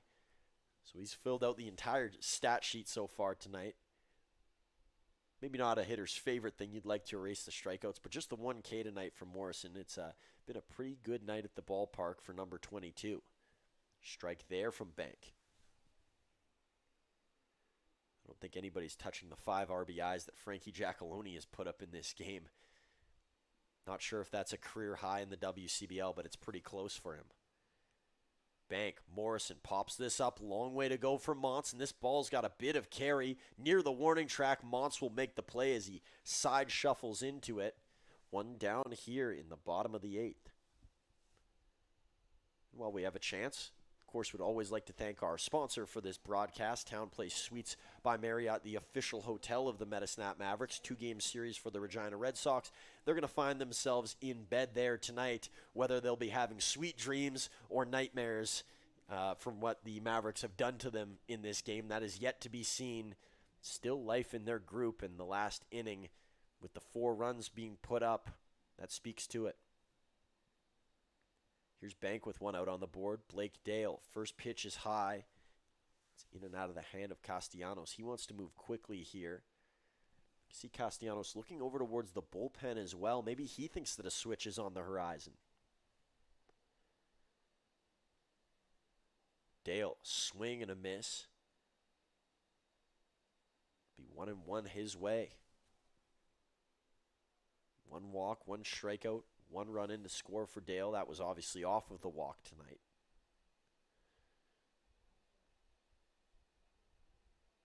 Bank. Pitch on the way. Dale cruises this one into center field. Montz down again. And did he get another? He did. I believe he got another. Ron Shuchuk's arguing against it, and he gets the final call. Shuchuk's going to say that it dropped at the last second. And Montz not happy with the call. You could see his arms go up in center field. It was a really close play. From this vantage point, it looked like he got there, but Shuchuk at field level, a much better eye, and a guy that's done it for a long time, the Manitoba product. He saw it well, and he had a definitive call right off the start. I was late looking his way, so not able to see what he was gesturing in time, but the final call is that Dale is safe and over at first. Stark, a swing and a miss. It's the first at-bat of the night for Josh Stark. So Mavs trying to empty the bench here. Giacalone, as we mentioned, out of the game for Medicine Hat. Not for anything that we believe is wrong. Hit the home run, and then Ryan Reed, I'm sure precautionary, taking him out, at least just for this game. Bank, back to first. He's got a good view over there, being a left-handed thrower. Mavs look to bring in Levi Tibbetts for the next to close out the game. He has become their closer so far this season. But we're still not out of the bottom of the 8th, and the Mavs would like to add insurance. Josh Stark looking to provide that with a fresh cut, it looks like. And Stark all the way out towards left center, and Montz is onto it. The fans oohing and awing as that one exploded over into left center, and just not enough distance for Stark. That'll be out number 2. So Carter Roth, Stark, that's almost the highest that he's batted in the lineup so far, the 3 spot. He was in the leadoff hole, but I think that's the first time he's batted 3 hole this year, at obviously being a substitute in this scenario. Carter Roth, who's mainly been in the 4 spot, heads up to the plate here. Blake Dale, still eagerly waiting over on first base. Mavs hit total now up to 8 on the night. They lead the Red Sox by 1. They have 7.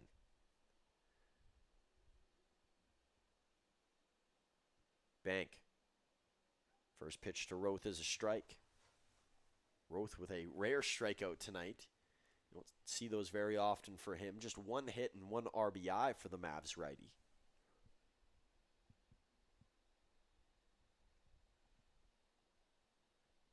Dale, a long leadoff. He was ready to go, and a snap of the bat from Roth. That's foul. Over on deck is Nick Hill.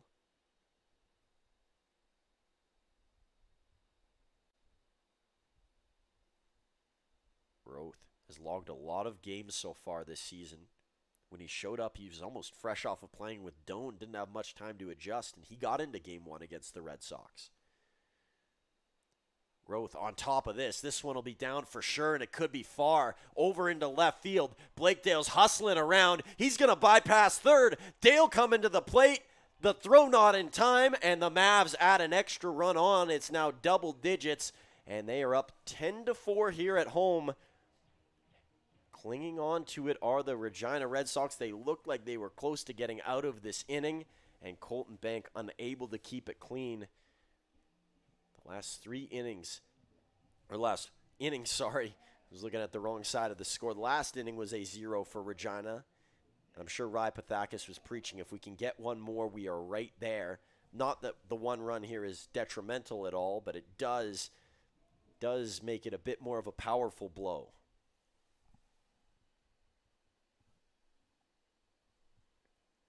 Bank now sees Nick Hill.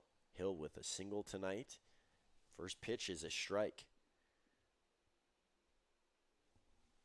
Hill actually with a pair of singles in this game, not just the one. He singled in his last plate appearance. That's where I was going with that.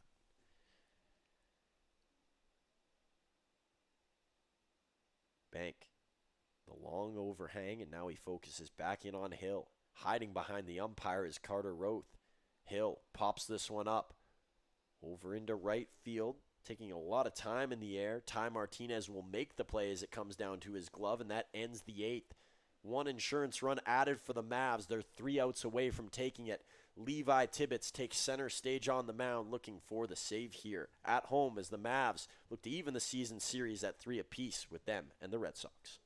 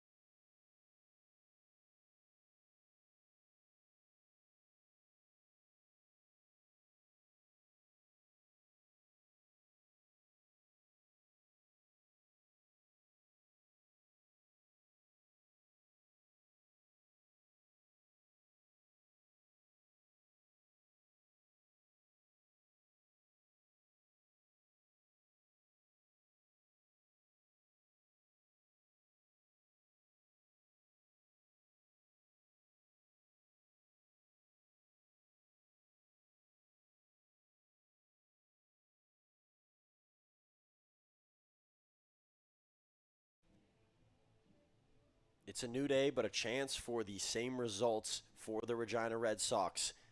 They have to come back, or else they're not going to win the game. It's pretty simple.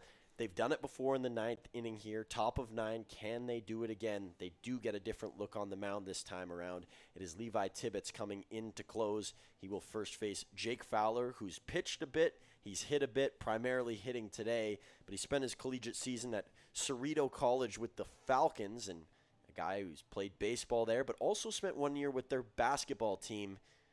He's looking to shoot one in here and give his group a chance. Fitting enough for Fowler, playing for the Red Sox here in the WCBL. But his favorite player is Dustin Pedroia on, of course, that Major League Red Sox team. Pedroia's career shortened with lots of injuries, but a former MVP and All-Star, and going to need an MVP moment here from Fowler to kickstart things. Tibbetts looking for 3 big ones for the Mavericks, and we'll see what he begins his day with. The first pitch to Fowler, and it's fouled off into the netting. Mavericks have left it to Levi before, and outside of really one outing that didn't go his way, as the fellas say down in the dugout, and I use fellas because the slang term that is used is he is nails.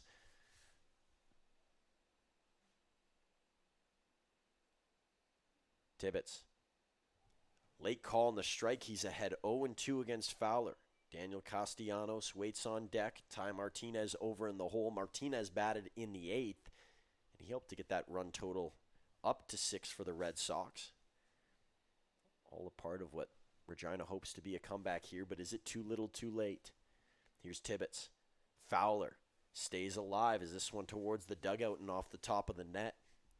Coming up for the Mavericks here, they'll get Regina tomorrow, an off day on Sunday, and probably a much-needed one, they feel. They'll see Swift Current on Monday night, and then a rare two-team doubleheader on Tuesday. They'll get Sylvan Lake at 1 o'clock in a rematch game from when the weather came in and spoiled their chance to play on back-to-back days, and then Weyburn in the next half.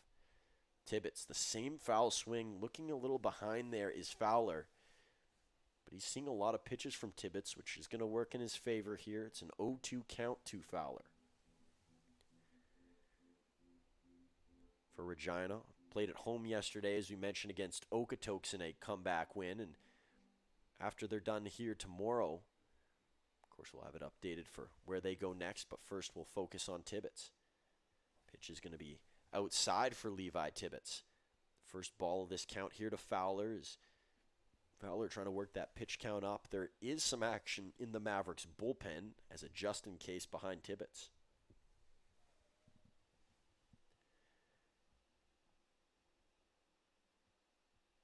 Tibbetts strides, fires, popping it up again is Fowler, and he is not going away easily. Speaking to the identity of the Red Sox, they don't go down without a fight.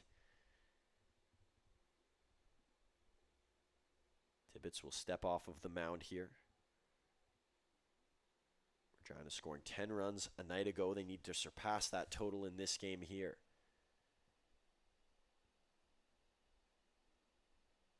Tibbetts, the 1-2, ground ball, lets it bounce. Tibbetts to first, Morrison. Those two connect for out number 1, and a big out number 1. Feels like the momentum changes so much with that first out when you get into an inning like the top of the 9th or the bottom of the 9th. First outs are important at any point in the ball game, but when you're looking to close it out, it can take something back from the other team. It can stifle a rally, and the Mavs are hoping that that could do that there, but they still got 2 to claim, and Levi Tibbetts will now face towards the plate and see a new batter. Same side for Daniel Castellanos as the righty takes to the plate.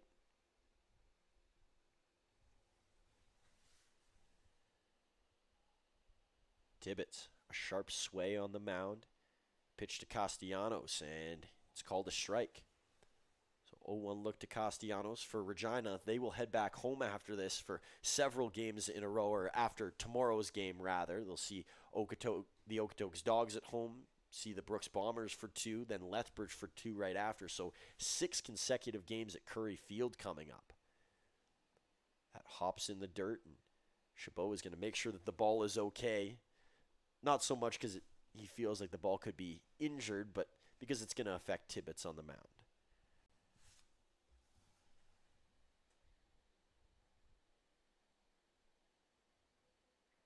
Tibbetts, the 1-1 here to Castellanos. A pitch riding that line tight, and it falls for a ball. Looks like this will be, outside of the earlier game today, the first completed game so far in the WCBL tonight. Each game on their last leg, but this really the only one that has gone into the 9th. Tibbetts, that time he does get the spot. It's 2-2 between him and a patient Castellanos who just continues to stir and stir and stir at the plate. He hasn't seen his pitch yet. Guess we'll find out what he's looking for.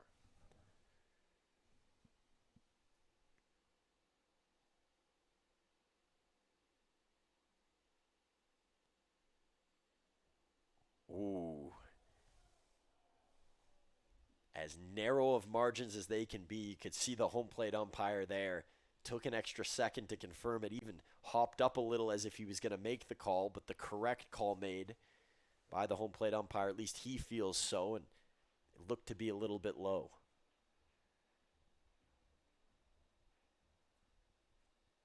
Tibbetts on the delivery. Castellanos just fouled down the line. Prepared for it on that side was Nick Hill.